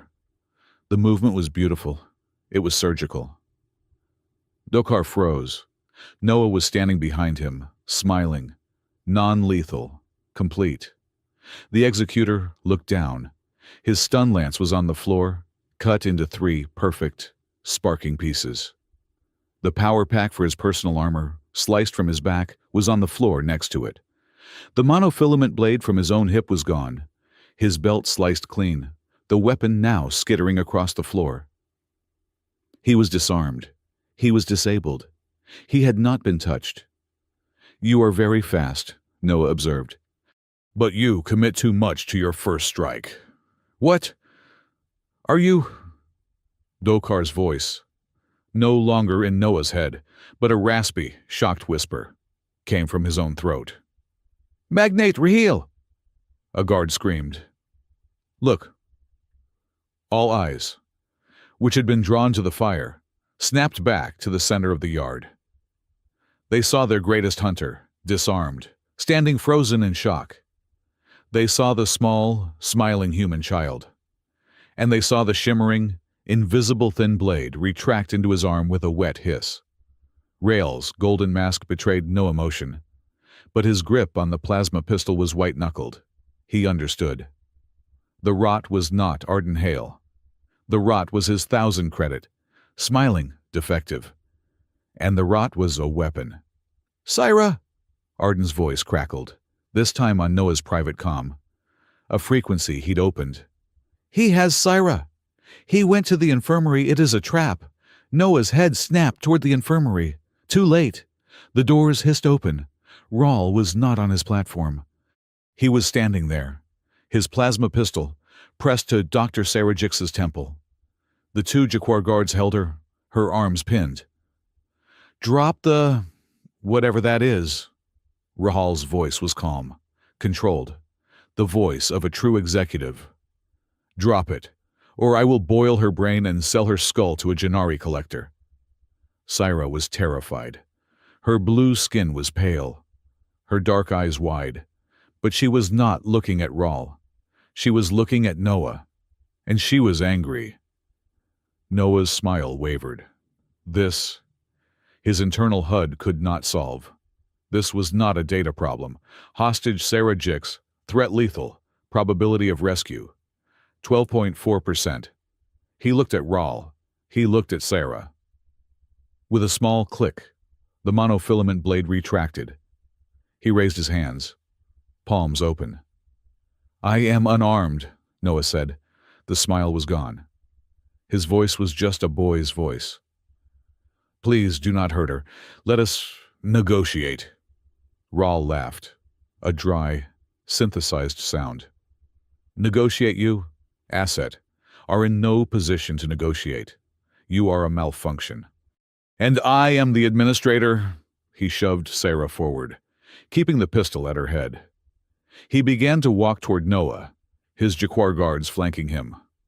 "I do not know what Terran Directorate toy you are, but you are my property, and I am very, very curious to see what is inside you." He was confident. He was arrogant. He had the gun. He had the hostage. He had won. He stepped onto the main weaving floor, his boots crunching on the grime. He was perhaps 20 feet from Noah. "Now," Rahl said, "tell me, what exactly?" Click. It was a small, quiet, metallic sound. Rahl stopped. Noah was still standing, hands up. But something was different. The heavy, gallows Makvi shock collar around his neck was open. It had not sparked. It had not exploded. The main locking bolt had simply disengaged, with the slow, graceful finality of a petal detaching from a flower. The collar split in two and fell to the floor with a heavy clank. Noah Cade stood, his neck free, the raw, red skin exposed. Rahl stared. His golden mask could not hide his sudden, absolute confusion. "What? How?" "He did not do it," Syra Jix said, her voice shaking but full of a cold, sudden fire. "I did." Rahl's head snapped to her. "What?" "In the infirmary," Syra said. "When you sent me under guard, you left me alone with your inventory. Your medical inventory." She was panting. "I am a doctor. You magnificent bastard. I understand systems. I have been studying the schematics for this collar every night." Rahl's pistol was still on her, but his attention was split. You cannot hack Tier 7 encryption." "I did not have to," Syra spat. "I hacked the hardware. The main processor has a manual release for its power core, for maintenance. I found it. And this afternoon, when I palmed that data chip I found, I palmed something else, a dead power core from a Hydra spanner. I just swapped them." Noah looked at Sarah. The real smile, the one from the steam vent, flashed across his face for a single second. "Thank you," Rahl looked at Sarah. He looked at the free, smiling boy. He looked at the useless collar on the ground. He raised his pistol. He never fired. Systems unleashed. All protocols green. Noah moved. He was not a boy. He was not a machine. He was a ballet. The two Jaquar guards, holding Syra, were his first targets. He did not kill them. He was a whisper of motion. Target Jaquar 1, radial nerve, right arm, paralysis, temporary. Target Jaquar 2, patellar tendon, kick, 90% force, disable. He struck the first guard's arm. The guard shrieked, his arm going limp, his weapon clattering. The second guard turned, raising his, and Noah's foot lashed out, shattering his knee. The guard collapsed. Rahl screamed in rage, turning his pistol on Noah. He fired. A bolt of blue-white plasma seared the air. Noah was not there. He was running, not away, but through. He moved into the cluster of panicked Kree and Vorn guards who were just now realizing their executor was down and their boss was under attack. This was the dance of non-lethality. A Vorn swung his stun baton. Noah ducked under it, rising up, his hand a rigid blade. He struck the Vorn's elbow joint, hyperextending it. There was a wet crack and a howl. The Vorn's arm was broken. A Kree lunged. Noah grabbed his lance, used the guard's own momentum to spin him, and slammed him head first into another guard. Both went down, unconscious. Target 14 armed, friendly fire risk high. A guard, seeing Noah a blur in his sights, panicked and opened fire with his plasma repeater. "I got him! I got—" His shot went wide. It struck the guard next to him, the one Noah had just tagged, in the back. The guard collapsed, his chest armor smoking. He did not get up. Noah's smile was fixed, a rictus of concentration, but his eyes— Syra saw his eyes as he moved. They were wide. They were pained. They were filled with a terrible, screaming agony. He was a thing of beautiful, lethal grace, and every second of it was tearing him apart. He was breaking them. He was breaking their arms, their legs, their hands, their weapons. He was dismantling Rihal's entire security force. One non-lethal, surgically precise, and agonizing blow at a time. The ship. Ardenhale's voice roared over the general comms. "The cargo hauler. It is ours, everyone. To the bay move, move, move." Arden had done his job. He had taken the landing bay, disabling the Gilded Maw, and powering up an old, battered Conclave freighter. The slaves, frozen in terror, heard his voice. They saw Noah, a single, smiling child, holding off a dozen guards, and they broke. They ran. A tide of desperation surged toward the landing bay. Rahl, his face unseen behind the mask, saw his empire, his inventory, his assets, literally running away. He roared, firing his plasma pistol wildly into the crowd. Noah's internal HUD screamed, "Lethal threat, civilians." Noah changed direction. He was a gray streak. He slammed into Rahl, his small body hitting the xylopoid's chest with the force of a piston. The golden mask cracked. Rahl flew backward, his pistol discharging into the sky, and hit the ground, stunned. The last of the slaves were scrambling up the ramp of the freighter. Syra was among them, her hand clasped tight in Evo's. She was pulling the little girl, and the little girl was pulling her. "Noah," Syra screamed. "Come on!" Noah stood over the winded, gasping Magnate Rahl. Dokar was on one knee, watching, his black eyes unreadable. The rest of the guards were a groaning, broken pile. Noah turned his back on Rahl. He began to walk, not run, toward the freighter, his bare feet padding on the grimy floor. He was the rear guard. He was the last one. You cannot!" Rahl gasped from the ground. He was alive. His suit was cracked, his pride shattered. But he was alive. "You, Asset, you are nothing. The Conclave will hunt you to the end of the galaxy. You will die for this." Noah stopped at the foot of the ramp. He turned. He looked down at the broken magnate, the man who had owned him, who had ordered him whipped, who had put a collar on his neck. The smile was back. It was not the smile of joy. It was not the smile of madness. It was the smile of a promise. "You will live, Magnate Rahl," Noah Cade said, his voice echoing in the sudden quiet of the bay. "You will live, and you will go back to the Citadel." He crouched down. just for a second. Bring the fear back to the conclave. Tell them what you saw. Tell them you were broken. Tell them about the slaves who ran. He stood up, the light of the freighter's ramp silhouetting him. Tell them the slave who smiles is coming for them.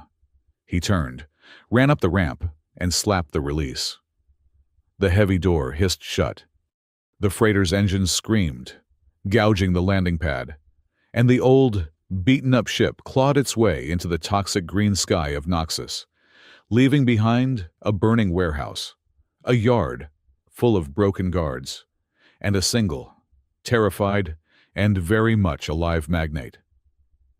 The Conclave of Petrels was a corporation, and like all corporations, it reacted to a major loss not with grief, but with rage and a flurry of inter-office memos.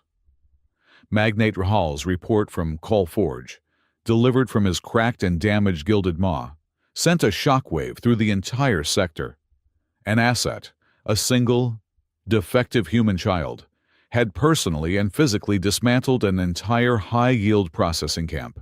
He had broken an executor. He had stolen a freighter. He had, worst of all, survived.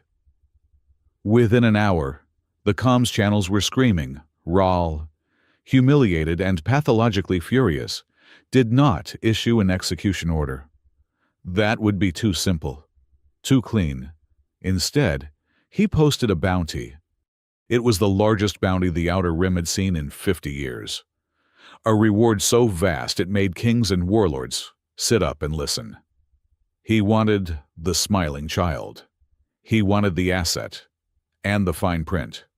Broadcast from the Citadel of Petrels to every hunter, mercenary, and pirate from Thorn Harbor to the Terran border was explicit, alive, uninterrogated, undamaged. Rahal did not want to just kill the boy. He wanted to understand him, to own him, to break him, and finally to sell him, far from the chaos. The stolen Conclave freighter, now tentatively christened the Unnetted, drifted silent in a field of stellar dust. It was an old, ugly ship, smelling of ozone and fear. On the bridge, Arden Hale, the grizzled ex-officer, was trying to navigate a path to the nearest shadowport, a place called the Ashlight Corridor. "We are ghosts, kid," Arden said, his hands flying over navigation controls that were 20 years past their prime. "We have no fuel, no supplies, and the entire Conclave fleet is hunting us. We have to run. We have to hide." Noah Cade was at a secondary console, his small, pale hands a blur over a data pad. He was not looking at escape routes. He was looking at the Conclave's internal architecture. "Running is not freedom, Arden. It is just a longer leash." "What are you talking about?" Arden snapped. "We won. We got out. Look around. This is winning." "Is it?"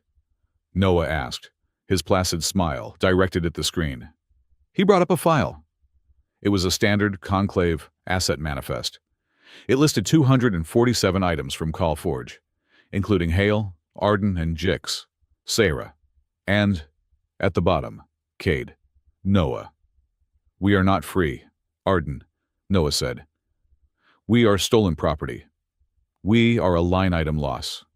As long as this file exists, Rahal owns us. He will never stop hunting. He cannot.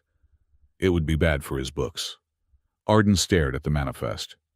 "So what? We will change our names. Disappear." "You cannot disappear from data," Noah said. "He does not just own us. He owns everyone. Every slave in this sector is on a ledger. We did not free anyone but ourselves. We just escaped." He changed the screen. A new schematic appeared. It was a massive, spidery space station, floating alone in a dark sector, bristling with comms relays. "This," Noah said, "is the Carthex switch station. It is the Conclave's primary data hub for this entire sector. It is not a military base, it is a library, A server farm. It is a fortress, Arden breathed, his eyes wide. Kid, that is suicide. It is fully automated. It is run by a top-tier, logic-gated artificial intelligence, Carthex Prime. You cannot fight that. I know, Noah said, and his smile widened, a true, excited grin. You do not fight it. It is not run by greedy, frightened, angry people like Rahal. It is run by logic. It is a machine. I understand machines. Arden looked from the schematic to the smiling boy. You are not just going to run. You are not just going to hide. You are.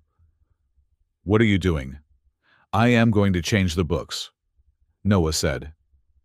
We are going to Carthex. We are not just going to delete our file. We are going to delete the entire ledger. We are going to break the hinge on the whole cage, Arden, for everyone. The small, dark, makeshift medbay was just the freighter's galley, retrofitted with Sarah's salvaged supplies. Noah sat on the counter, his legs dangling, his tunic off. Syra Jix was running a diagnostic scanner over his back, her blue-skinned face a mask of professional concern. The red welt from the whip at Thorn Harbor was long gone, but his skin was a latticework of new bruises, and his internal HUD, which only he could see, was flickering with pain warnings. Microfracture, left ulna, stress 710, tissue trauma, pectoral, stress 610, system fatigue.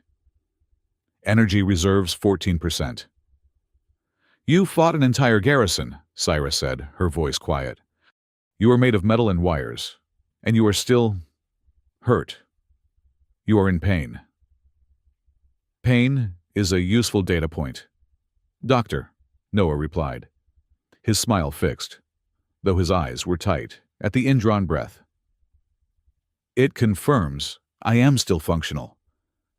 It also confirms you are a liability, Syra retorted. She put the scanner down and picked up a hypospray. This is a military-grade trauma inhibitor. It will not heal you, but it will quiet the data points. It will stop the pain and block the physiological shock. Noah looked at the hypospray, his smile faltering. I need to feel. It is how I calibrate. No, Syra said, her voice gentle but firm. You need to be functional. We are about to assault a fortress run by an AI. I need the weapon. I need the genius. I do not need the boy who is trying to ignore that his arm is broken. She pressed the hypospray to his neck. A sharp, cold hiss. Injection detected. Foreign agent trauma inhibitor. Analyzing. Accepted. A long, shuddering sigh escaped Noah. The tight lines around his eyes vanished. The flickering red warnings in his vision faded to a calm, cool blue. The ever-present thrum of pain he had lived with since Call Forge was just gone. He looked at Sarah, his gray eyes clear and sharp, the smile returning. But this time, it was genuine. It was warm. Better, she asked. It is. Quiet, he said, marveling. Sarah put the hypospray away, her hands busy. Good. Now, listen.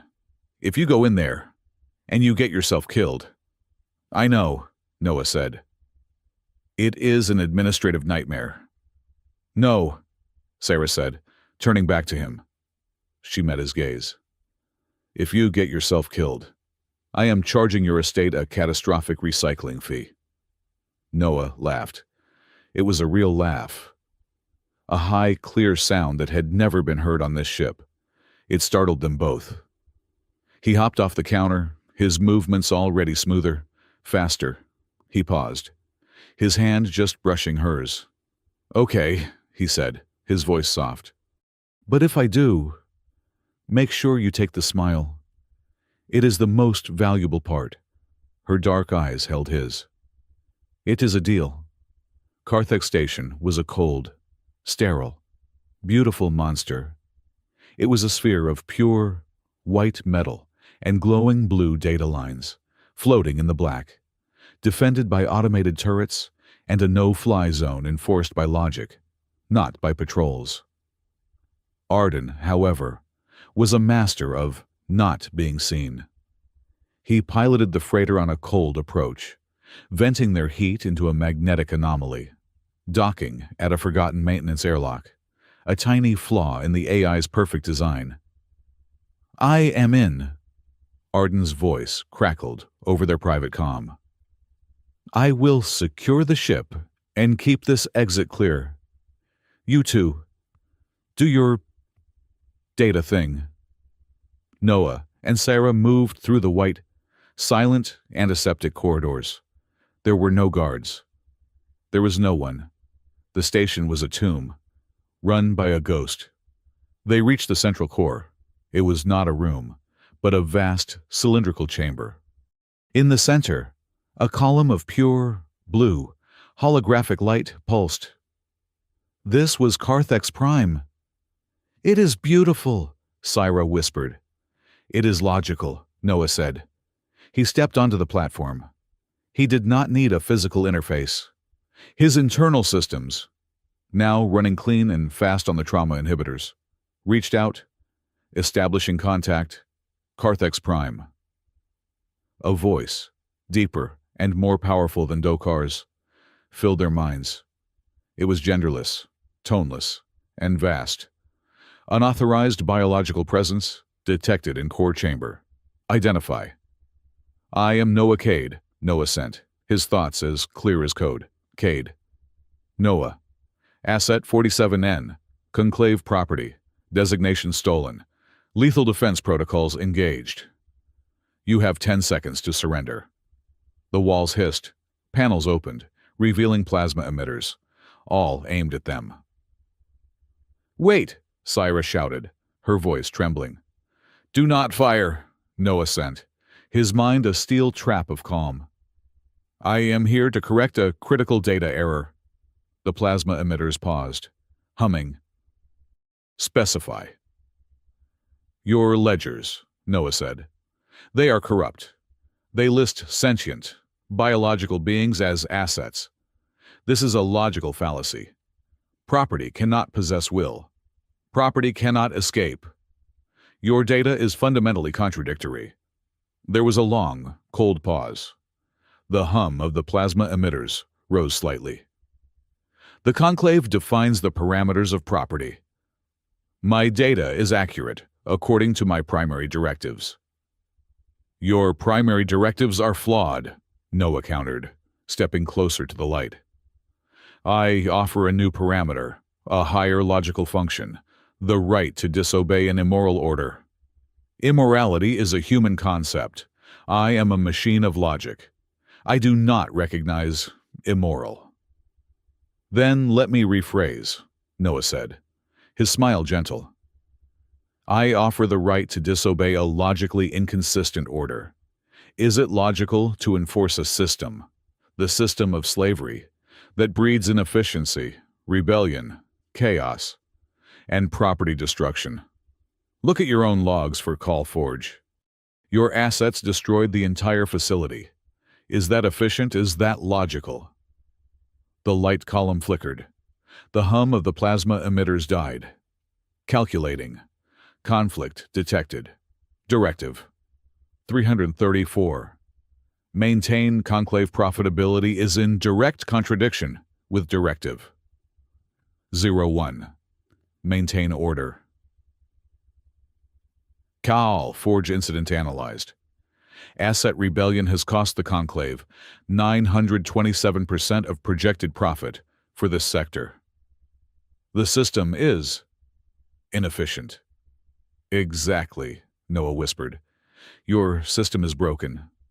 Help me fix it." The AI was silent. The wall panels hissed shut. "I am listening. What is your proposal?" Before Noah could answer, a new, jarring alarm blared. This one was not the AI. It was Arden. "Noah, Sarah! We have got company, a conclave interceptor. Black, sleek, just decloaked. They are docking. They are already in the station. It is him. The core room door hissed open. Standing there, flanked by a new squad of 6 Jaquar hunters in full Black Mirror combat armor, was Executor Dokar. He looked refreshed and angry. The anomaly, Dokar's voice, filled their minds, laced with static. Rawl's bounty is most persuasive. And you have led me to the heart of my master's bank. How thoughtful. Syra pulled Noah back. We are trapped. New target. Dokar ordered his squad. Seize the human. Kill the Jannari. The Jaquar squad raised their plasma rifles. They were in a narrow, white maintenance corridor, a fatal funnel. Syra, run, Arden yelled over the comms, his own pulse rifle firing somewhere down the hall. No, Noah said.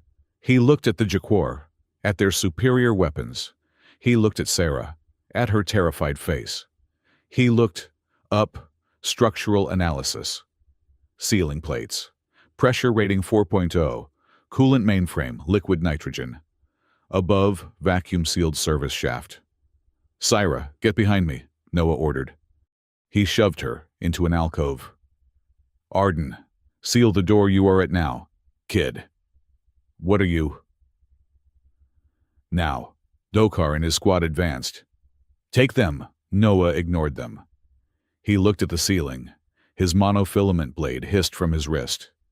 He was not aiming at the hunters. He was aiming at the architecture. It is rude to point.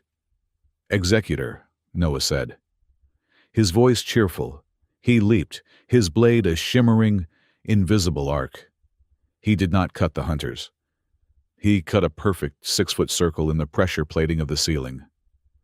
The Jaquar hunters paused, confused by this tactic. Noah landed, looked at them, and smiled. He jammed his feet into the floor grating, bracing himself.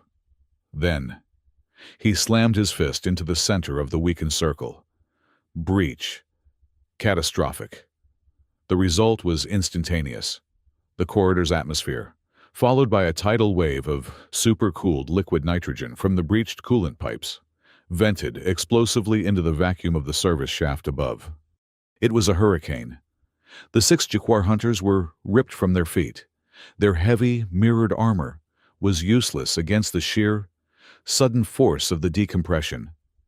Their plasma rifles were torn from their hands, sucked up into the vortex and disappearing into the black. They were not killed.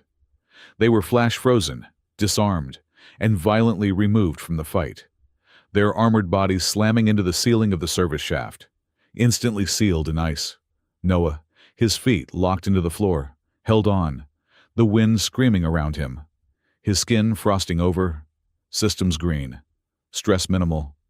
Sarah, shielded in the alcove, watched in stunned silence. He had defeated an entire Black Ops team without laying a hand on them. The pressure alarms died. The breach was complete. Noah's systems automatically sealed the hole with a localized, fast-hardening foam from a wall unit. He walked past the new ice-caked hole in the ceiling. Down the corridor, one Jaquar, who had been tethered, was still there. Dokar. He was on his knees, his armor cracked, his rifle gone. He was defeated. Again. Kill me. Dokar's voice was a rasp in their minds. Finish it, I'd take your revenge. Revenge, Noah said, walking past him. That is such a conclave value. He walked to the station's main communications array. Syra followed, her eyes wide. Carthex Prime, Noah said. Give me access. All channels, sector-wide, including the slave collar network. Access granted. Noah stood before the comms port. He took a breath. He did not shout. His voice, a clear, calm, 13-year-old's voice, was suddenly broadcast on every conclave frequency. In Rahal's throne room on the Citadel, his data pad suddenly lit up with the boy's smiling face. In a dozen other camps, on 100 other worlds, slaves, toiling at looms and in mines, heard a voice in their heads, broadcast through their own collars. "This is Noah-Cade," the voice said. "To the conclave, I am an asset. To you, I am a choice. They say we are property. They say we are weak. They say we are bound by their laws and their chains. But they are wrong." The camera feed, now controlled by the AI, showed the disarmed, frozen Jaquar. It showed the defeated Dokar. "They are strong," Noah's voice continued, "but they are afraid. We are weak, but we are not. Human values, sentient values, are not made of strength. They are not made of plasma rifles or stock ledgers. Human values are choices. They are choices made under fire. The choice to be kind, the choice to be just, the choice to be free." On the planet of Xylos, a mine foreman, hearing the broadcast, was suddenly clubbed to the ground by his own slaves. On Thorn Harbor, the auction block was set on fire. A spontaneous, sector-wide rebellion, sparked by a single, logical, and deeply human message. Noah cut the broadcast. He walked back to Dokar, who was on his knees, staring at the floor. Noah held out his hand. Dokar flinched. Noah's monofilament blade hissed out, and he cut the hunter's restraining tethers. "You are free to go," Noah said. Dokar looked up, his black, alien eyes unreadable. "Why? I am leaving you here. You can call for pickup. You can go back to Rahal and tell him you failed again. You can collect that bounty," Noah said. He leaned in, his smile just inches from the hunter's face. "Or you can repay your debt." "What debt?" Dokar whispered. "The one you just incurred," Noah said. "The debt of your life, which I have now spared twice." "Repay me, Dokar. Repay me by not killing anymore. Repay me by choosing, just once, not to be a hunter." Noah turned and walked away, leaving the most feared assassin in the sector alone and trembling. Not from cold, but from a profound, terrifying, and logical contradiction. He returned to the core. Syra and Arden, who had just arrived, his rifle smoking, were waiting. "That was some speech, kid," Arden said, grinning. "Carthex Prime," Noah said. "It is time. I have reached a logical conclusion." The AI's voice filled the room. "The system is inefficient. The data is corrupt. On the holographic display, billions of files appeared. Quadrillions of digital ledgers, slave manifests, ownership certificates, debt bonds, the entire economic bedrock of the conclave. Command delete." Noah looked at Sarah. She was crying, her hand over her mouth. She nodded. "No," Noah said. "Do not delete. Deletion can be traced. Deletion can be reversed." "Then what? Reclassify," Noah said, his smile turning sharp. "Reclassify every single file." "Reclassify as data trash," Noah said. "Corrupted, unindexed, irretrievable. A 404 error." "Executing." The column of light turned from blue to a flashing, chaotic red. Across the sector, on Rail's datapad, the smiling face of the boy was replaced by a single, flashing icon, "File not found." His financial ledgers. "File not found." His ownership claims. "File not found." The entire conclave network, every proof of ownership, every digital chain, was not broken. It was gone. A quadrillion credit enterprise, the lives of millions, the legal framework for an entire empire, was reduced to garbage data. On paper, in the digital world that mattered more than the real one. The slaves were no longer property. They were just people. "Noah," Arden yelled, as the station's primary alarms finally blared. "That is our cue." The AI's voice, one last time, filled their minds. It was no longer toneless. It had a new inflection: curiosity, logical, and efficient good luck. Noah Cade. They ran. A doctor, a soldier, and a smiling cyborg, sprinting for their ship as the Conclave's empire crashed into digital ruin behind them. The storm, when it broke, was not one of plasma and war, but of finance and blame. The data void where the Conclave's entire slave ledger had been was a black hole that began to inhale the corporation from the inside out. Within 12 hours, the conclave of Petrol's high-frequency credit lines froze. Within 24 hours, shipping manifests across a dozen systems were declared null. Their cargo, biological and otherwise, suddenly, legally, unowned. It was a cascade of failure.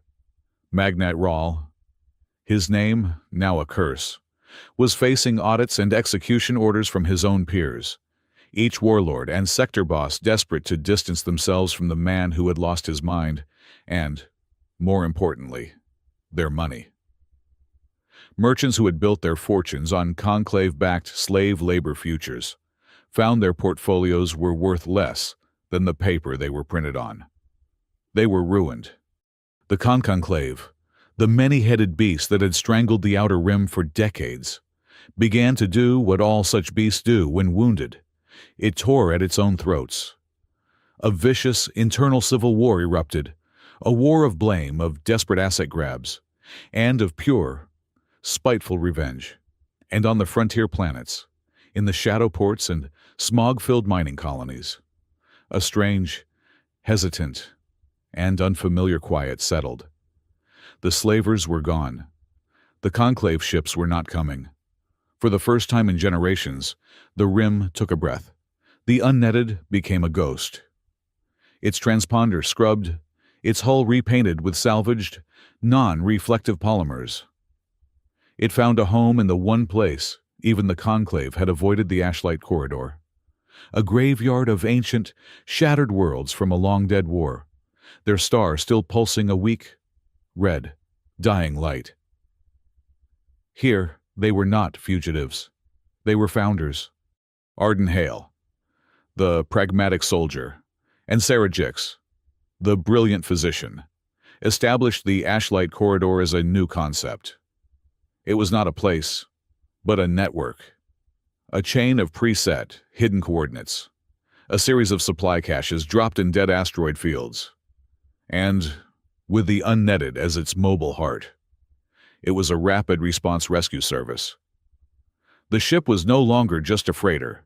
It was a mobile clinic, an evacuation transport, a promise. They rescued slaves who had heard Noah's broadcast and had rebelled, only to find themselves stranded without food or air. They rescued families who had been in hiding for years. They became a rumor, then a legend, a ghost ship that appeared in the night, healed the sick, armed the capable, and vanished before the new local warlords who were already springing up to fill the conclave's power vacuum could react. And Noah Cade became their symbol. He was the smiling child, the chain breaker, the data ghost. To the hundreds of refugees who passed through the Unnetted's cargo bay, he was a figure of pure, terrifying awe. They saw him, this small, 13-year-old boy, and they saw the one who had made Magnate Rahl, a god in their universe, kneel. Noah hated it. The awe was a wall, thicker than any bulkhead. It made him an it, a thing. Just as surely as the conclave had, he deflected it with humor. He spent his time not on the bridge, but in the expanded, makeshift habitation bay, playing logic games with the children, including Evo, who was now his shadow. "They say you can't be hurt," a young Vorn child whispered, his own 4 arms tucked shyly. "They say you are made of knives." Noah was in the middle of a complex cat's cradle, using a piece of bright red chromosilk. "That is not true," Noah said, his smile gentle. "I am very easy to hurt." He looped the string. "Last week, Dr. Jix made me eat a rehydrated vegetable protein square. It was green. I thought my tongue was going to file for divorce from the rest of my mouth. The children giggled. He looped the string again. See deeply, deeply wounded, and I am not made of knives. I am made of mostly water, a few bad jokes, and he leaned in conspiratorially. An unreasonable amount of recycled sugars. The children laughed. He finished the complex weave. A perfect, 8-pointed star. Evo clapped. But later, Syra would find him, alone, in the ship's quietest observation port. He would be staring at his own hands, his smile gone, his face empty. His internal HUD, running diagnostics he did not understand. Query, what am I? Response, CADE unit. 7th Recon Asset. Query, what is NOAA response? Data not found. He would hear her approach, and the smile would snap back, a shield going up. But she had seen. She knew. One night, after a particularly difficult rescue, she found him this way. He was in the medbay, sitting on a diagnostic table, watching his own vital signs flicker on a screen. You are hiding from them, Syra said quietly, not asking. They look at me like I am a savior, Noah said, his voice flat. Or a bomb. I am not sure which is worse, but they are afraid of me. They are afraid of what you can do, Syra corrected, her voice soft. I am, too, sometimes. And I, Noah whispered, his smile a thin, brittle line, am afraid of what I am. He tapped his own forearm, where the monofilament blades slept. Every time I use this, every time I break a bone, even to save someone, it feels easy. It feels right. And that, doctor, is a very bad data point. Sarah looked at him, the small, powerful, lonely boy. She made a decision. She reached into her medical lab coat and pulled out a small, sealed, anti-static bag. Inside, it was the small, brown, teardrop-shaped chip, the one she had pocketed at Call Forge. I know what this is, she said. Noah looked at it. His internal HUD immediately, instinctively, tried to interface. Unknown hardware, non-conclave, Origin Terran Directorate, Level 9. He shut the interface down, hard. I analyzed it, Sarah continued, her voice low.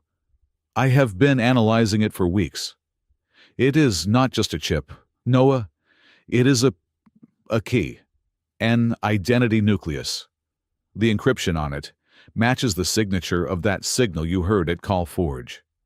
The one that called you CADE unit. She held the bag out, but did not offer it. This is not conclave technology, Noah. This is you. This is, I think, your core programming, or your history, or your soul. She finally looked him in the eye, her own dark, Janari eyes, full of a fear that mirrored his own. I am a doctor, Noah. I take oaths. First, do no harm. And I am terrified of this thing, because I do not know what will happen if it is activated.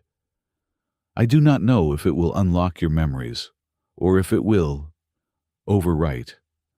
The person who is sitting in front of me. I am afraid if we use this, she said, her voice cracking. I am afraid we will lose you. Noah looked at the chip, the key to everything, the key to who he was. He made no move to take it. Then we will not use it, he said simply. Not unless we have no other choice. Keep it safe, doctor. Keep it for me. Syra closed her hand around the bag, a wave of relief so profound it made her dizzy. Okay, Noah, okay. The moment was shattered by the medbay door hissing open. Arden Hale stood there, his face grim, his data pad in his hand. You two, he said. You are going to want to see this. The whole galaxy is lighting up. And the call. It is not from the Conclave. They followed him to the bridge. Arden pointed to the main screen. It was a broad, open-channel broadcast, sent from the old Terran border. The signal was clean, military-grade, and powerful. It showed the old Earth emblem of the Terran Directorate, the one that had been a ghost for 50 years. A new voice, crisp, professional, and deeply human, was speaking. To all displaced assets, all heritage protocols, the Terran withdrawal is over.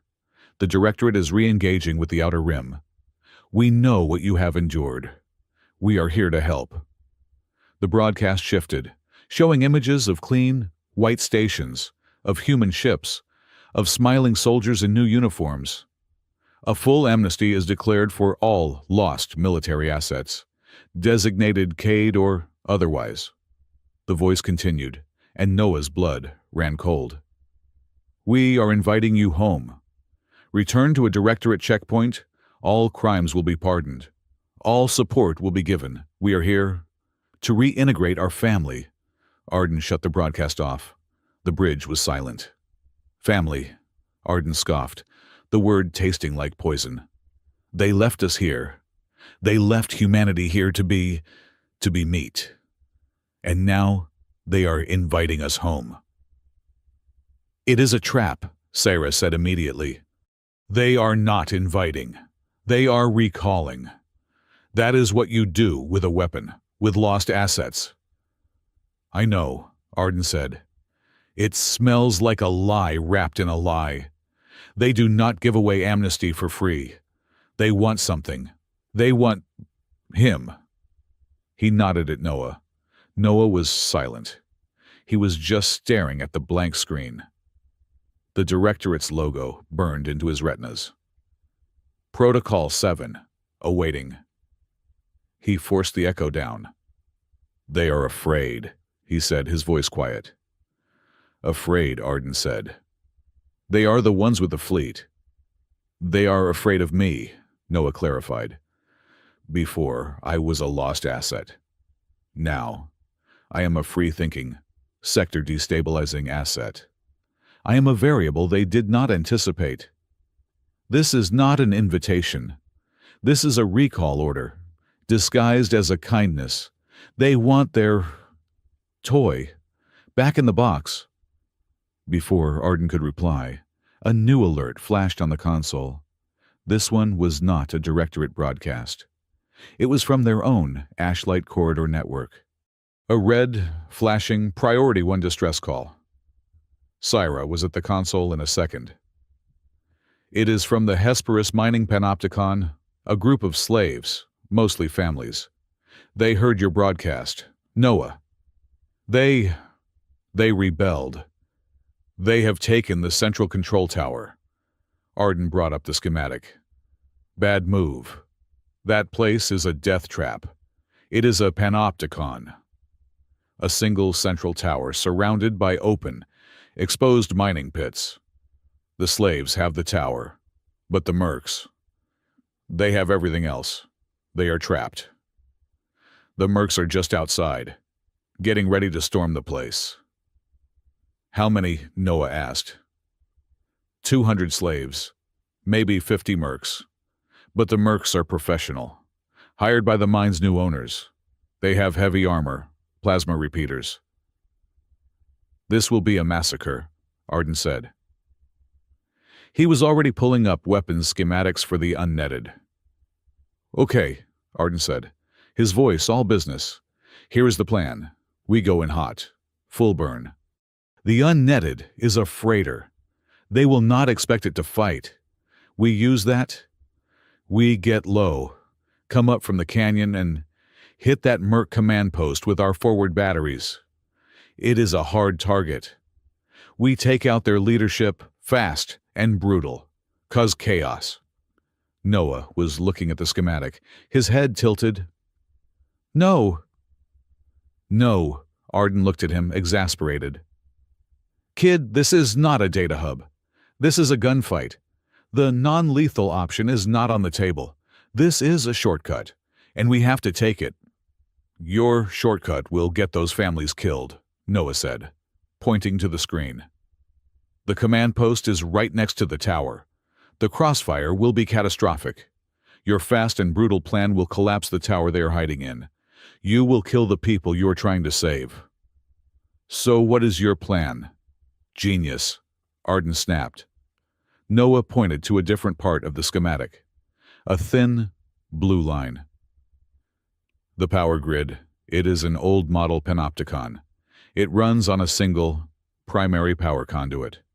It is unshielded, here, in this maintenance tunnel. So we cut the power. They will just turn it back on. Or use battery packs, Arden said. We are not just cutting it, Noah said, his smile turning sharp and focused. I am going to use it. The Mercs' comms, their weapons, their armor links, even the slaves' old conclave collars. They are all networked. They are all tied, in some way, to that grid for power or data. I am not going to cut the power. I am going to become the power. I am going to send a single, targeted, high-frequency data pulse through the entire grid. Syra understood first. You are not just turning off the lights.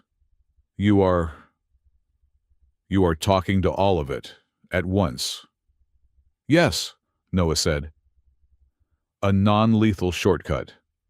I am going to tell the Mercs' guns to shut down.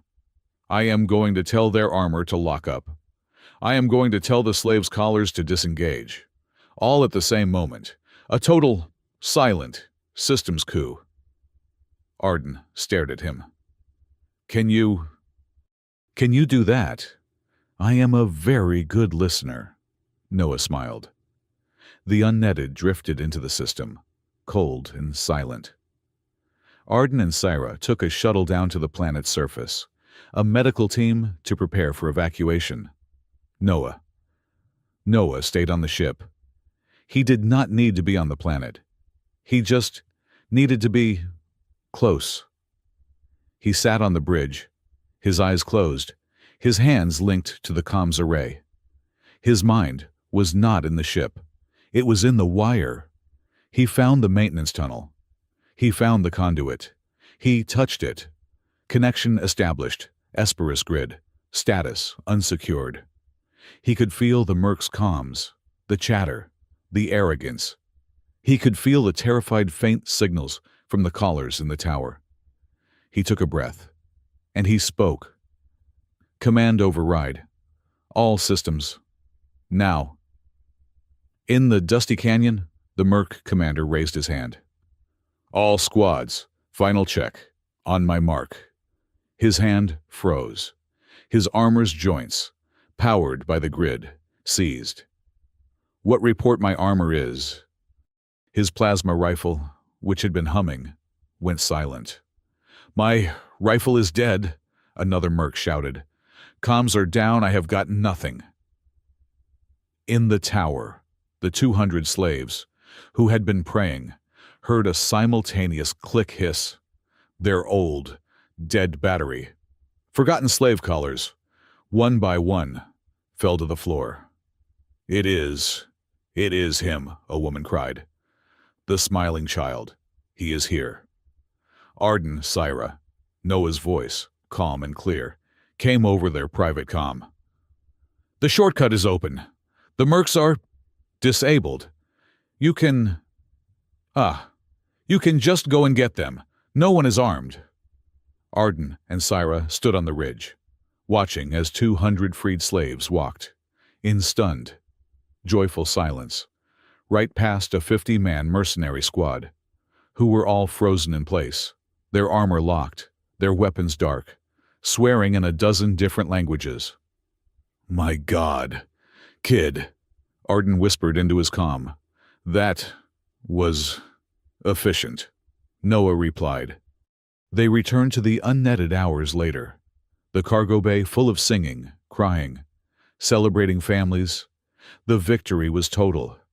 It was clean. It was his way. Arden guided the ship back to the ashlight corridor. And that was when every screen on the bridge, every terminal, every datapad went blood red. An override signal. A signal so powerful, so laced with Priority 1 command codes, that even Noah's systems could not block it. A face appeared. Not Rihal. Rihal was too smart, too much of a coward not to show his face. It was just a black screen, with the golden, stylized petrol logo of the Conclave. A voice, the same synthesized, golden masked, arrogant voice of Rael, filled the ship. "Hello, smiling child. I have been watching.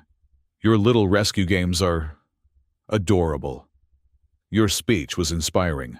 Your ability to turn my assets into junk data was impressive."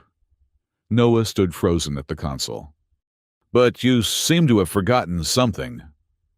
Rael's voice continued, its calm tone more terrifying than any scream. "You broke my new toys, but you left my old ones." The screen changed.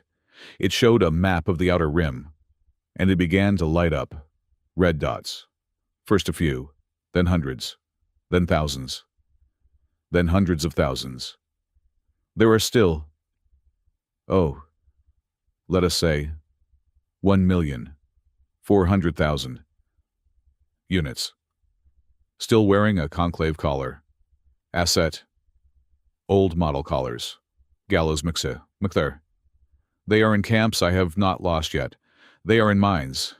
They are everywhere. They are all still networked. Syra put her hand to her mouth. "Oh, no. I have lost my company." Raal's voice was a silky whisper of pure, nihilistic spite.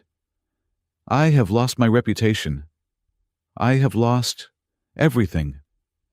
It is amazing what a man will do when he has nothing left to lose. I have initiated my final inventory protocol. A dead man switch. Asset." He was broadcasting on the collar frequency. He was talking to Noah, but he was threatening millions. "You have 24 hours, Raal declared. 24 standard hours to bring yourself, your friends, and my stolen ship to me at the Citadel of Petrels. You will surrender, or in 24 hours, I will transmit the detonation signal, and every single one of these little red dots will go off." The screen showed a close-up of a training dummy wearing a collar. The signal was sent. The collar exploded. "A liquidation," Raal's voice purred. "Of all remaining stock. The choice is yours. Chainbreaker. Save yourself, or save them all." The broadcast cut. The screens returned to normal. The red alert vanished. The cargo bay, which had been full of singing, was silent. Arden ran his hands through his hair. He is bluffing. He has to be." "He is not," Syra whispered, her face ashen. "He has lost everything. This is not business. This is revenge. He will do it." They both looked at Noah. He was standing at the navigation console, his back to them. He was perfectly still. "Noah," Syra said, her voice trembling. Noah turned. The children's friend, the gentle, witty boy, was gone. In his place was the thing from Callforge, the thing that had danced, the thing that had calculated, the thing that had broken an executor and a magnate and an AI. His smile was fixed. It was not a smile of humor. It was not a smile of joy. It was the smile of an auditor who has found a fatal error in the books. It was the smile of a blade that has just been drawn. "He is not bluffing," Noah Cade agreed, his voice a flat, cold whisper. "And I am not surrendering." He pointed to the star map. The Citadel of Petrels, the Conclave's golden, monstrous heart, was flashing. A new, final destination. "Arden, set a course," he said. "Syra, get your medical kit, and get the chip." He tapped his own chest. "Rahal wants to liquidate his stock. Let's go. And close his account. The Citadel of Petrels was a statement of power. It was not a fortress. It was a monument. A golden corporate spire. It hung in the dark of a dead system. A lone, gleaming tooth in a skull's mouth. Its golden hull reflecting the light of a single, captured star. It was designed to be beautiful, to be unassailable, and to be, above all, profitable. The unnetted was none of those things. It was an old, ugly, repainted freighter, running on 90% jury-rigged systems and 10% pure, distilled spite. It tore its way out of folded space 1,000 kilometers from the Citadel, alarms screaming, hull plates rattling, and the clock on the bridge flashing red. Timer 04, 1822. 4 hours, Arden Hale growled, his hands a blur over the navigation controls.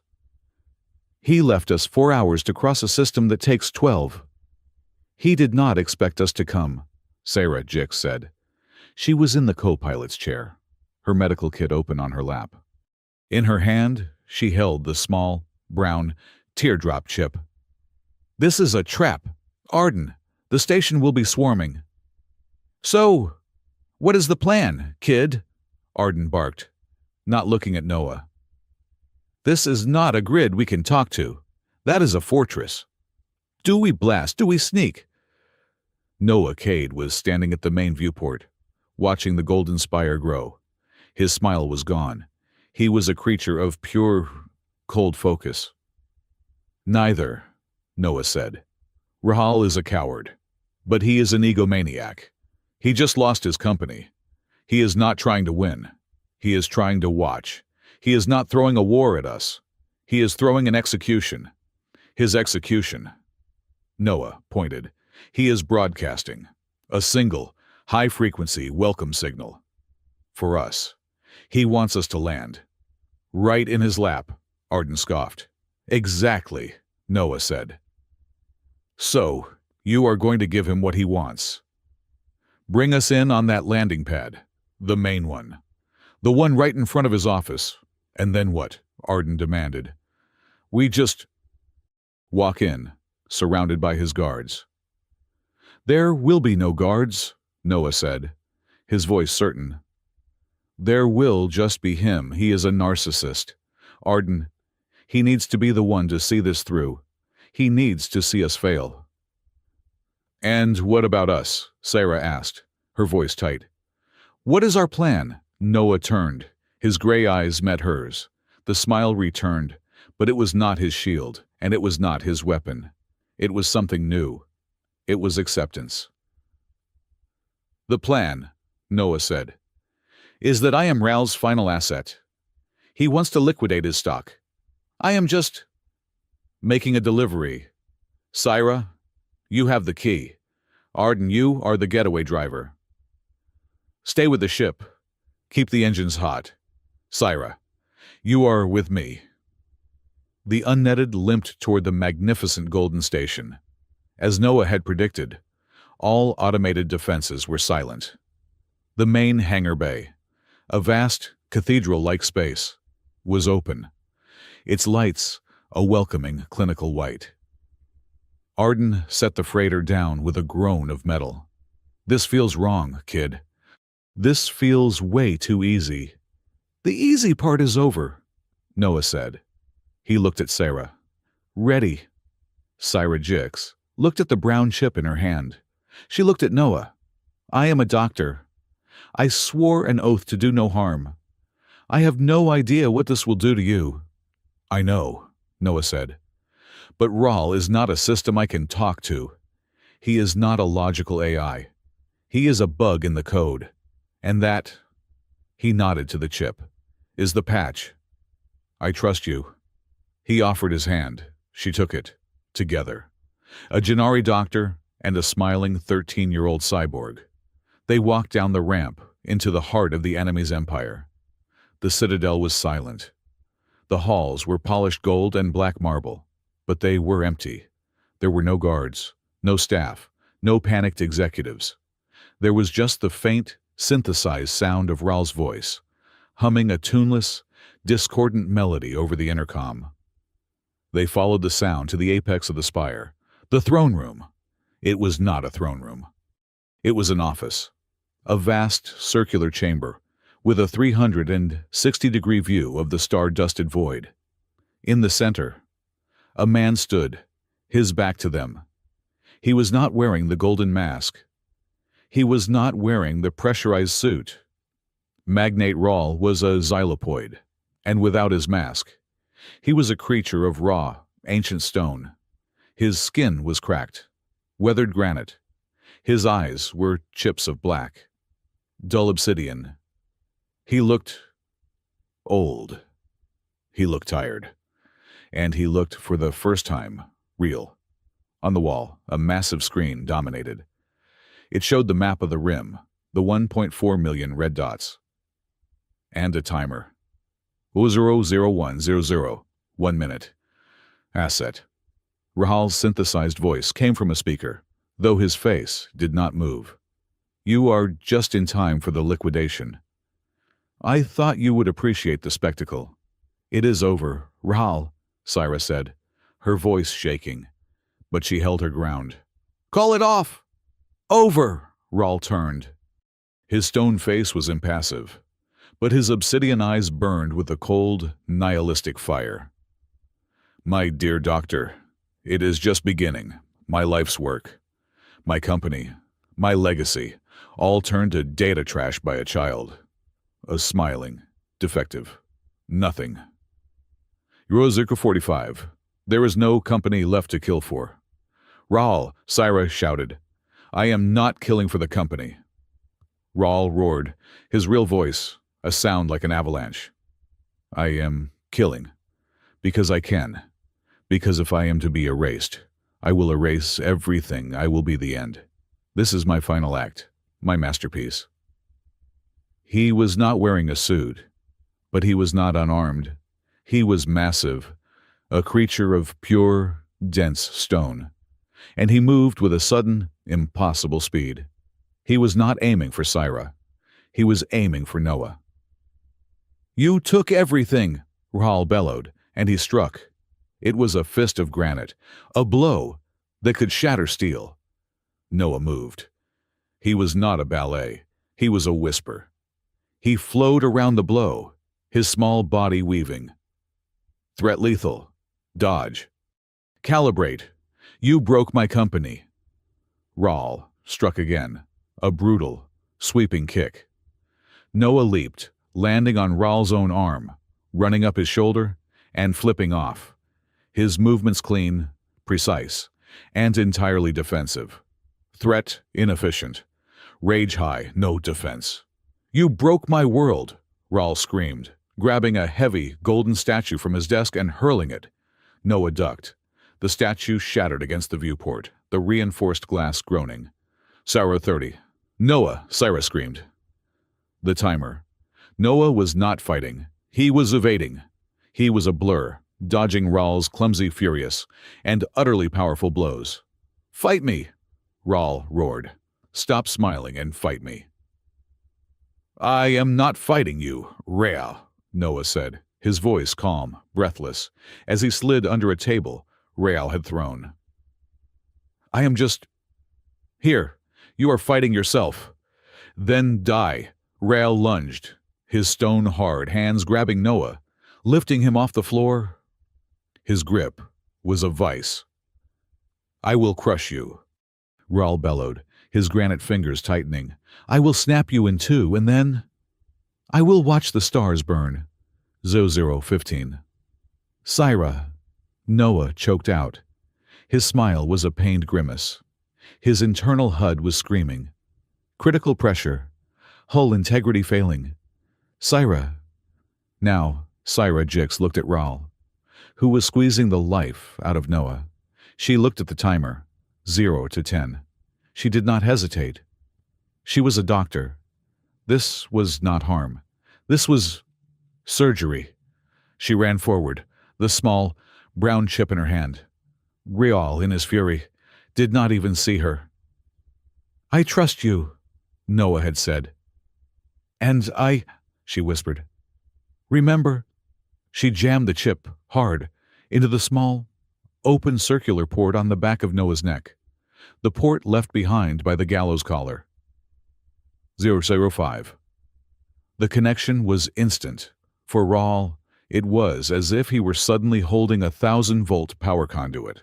A blast of pure blue energy erupted from Noah, throwing the massive xylopoid backward. Raul slammed into his own console, which sparked and died. 0003 Noah fell to the floor, his body spasming. System shock. New data. Core data. Do-2. His eyes were wide.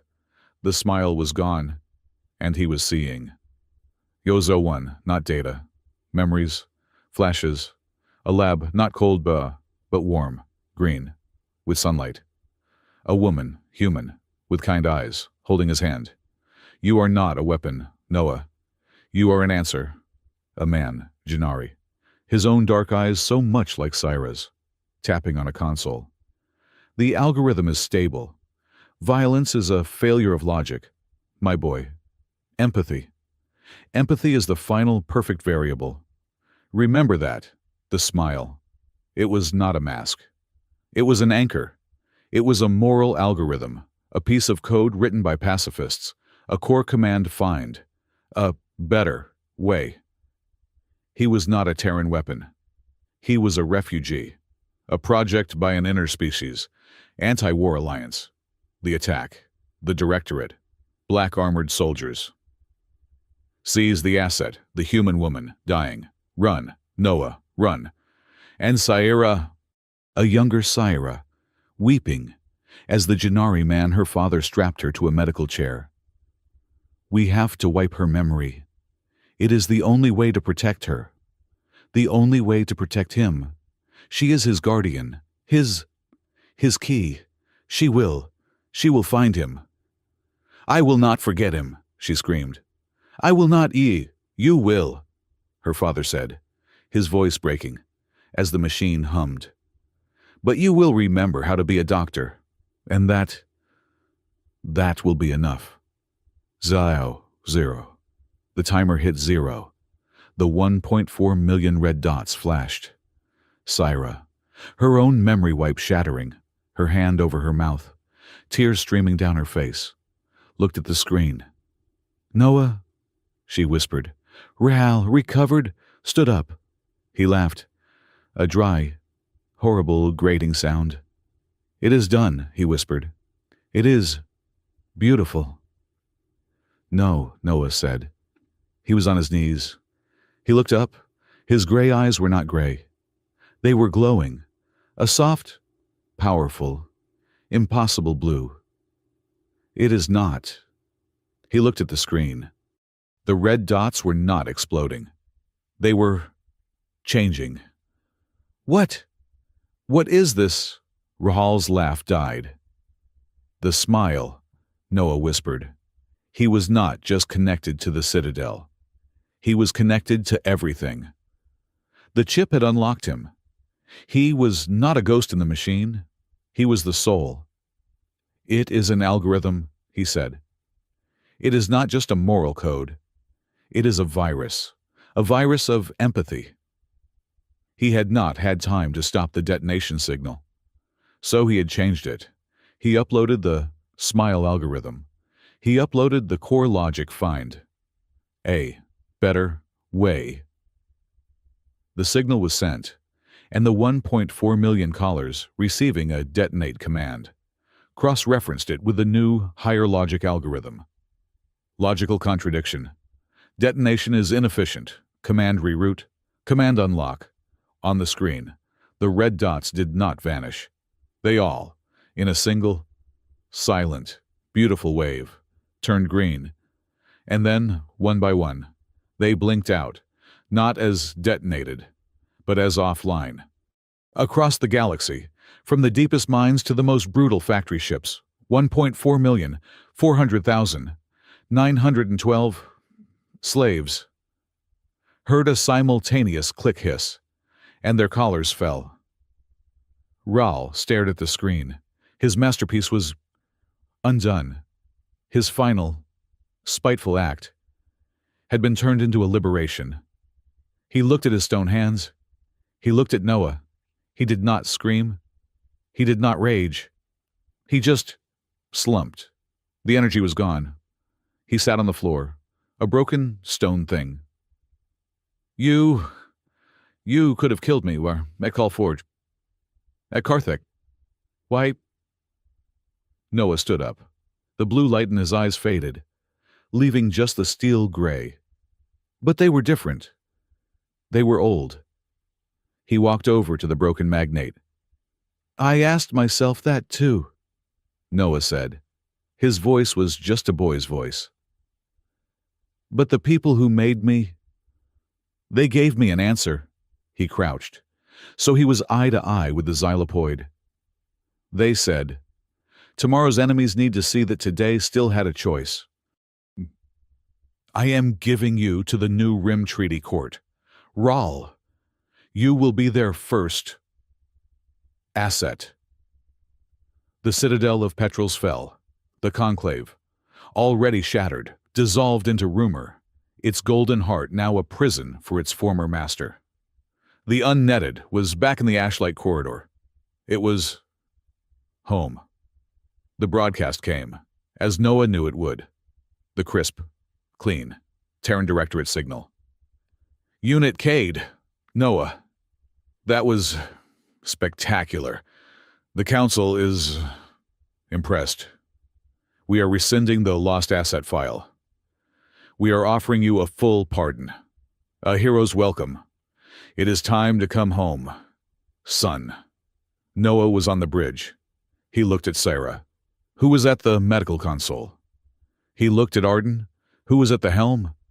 He looked at Evo, who was asleep in the co-pilot's chair, her small hand on the throttle. This was home. No, thank you, Noah said, and he cut the channel. That night, they sat on the roof of the freighter, docked at the hidden Ashlight base. The star field was a tapestry of impossible, sharp light. So, Sarah said, her voice soft, my memory is still a mess, but I am pretty sure I was your guardian, your mother. Noah looked at her. No, my creators were you. You were my first friend, and my last. Close enough, she smiled, but I am still a doctor, and I seem to recall a recycling fee. Noah laughed. I think the emotional recycling fee on this one is going to bankrupt us both. Doctor, probably, she said. She took his hand. It was not a gesture of romance, not of mother and son. It was two partners, two survivors, a circuit, complete. We are not going to be forever, are we? She asked, her voice a whisper. No, Noah said, his gray eyes reflecting the galaxy. We are not going to be forever. We are just going to be now, and we are going to keep choosing right. He squeezed her hand. It is a deal. Weeks later, the Ashlight corridor was a bustling, chaotic, wonderful sanctuary. Arden was teaching a class of young refugees how to hotwire a transport. Syra's clinic was overflowing, and she was laughing. Noah was in the common room, on the floor, playing a logic game with Ivo. He was losing. An alarm, not a red alert. A chime, a new signal. Arden stuck his head in. Kid doctor, we have got a call. A small colony. Out on the rim. A new slaver group. Some conclave remnant. They think they can restart the business. Sarah came up behind him, wiping her hands. She looked at Noah. Noah looked at Ivo. He smiled. He messed up her hair, stood, and walked to the bridge. Show word-wise, Syra fell into step beside him. He stood at the viewport, looking at the star map, the new destination flashing. He was 13 years old. He was 1,000,000 years old. He was a boy. And he was a key. And he was a promise. He turned, and he smiled. It was not a shield. It was not a weapon. It was not a grimace. It was not an algorithm. It was just Noah. It was warm. It was fierce. And it was the most human thing in the galaxy. He stepped into the starlight of the navigation display. "Okay, Arden," he said. "Let's go to work."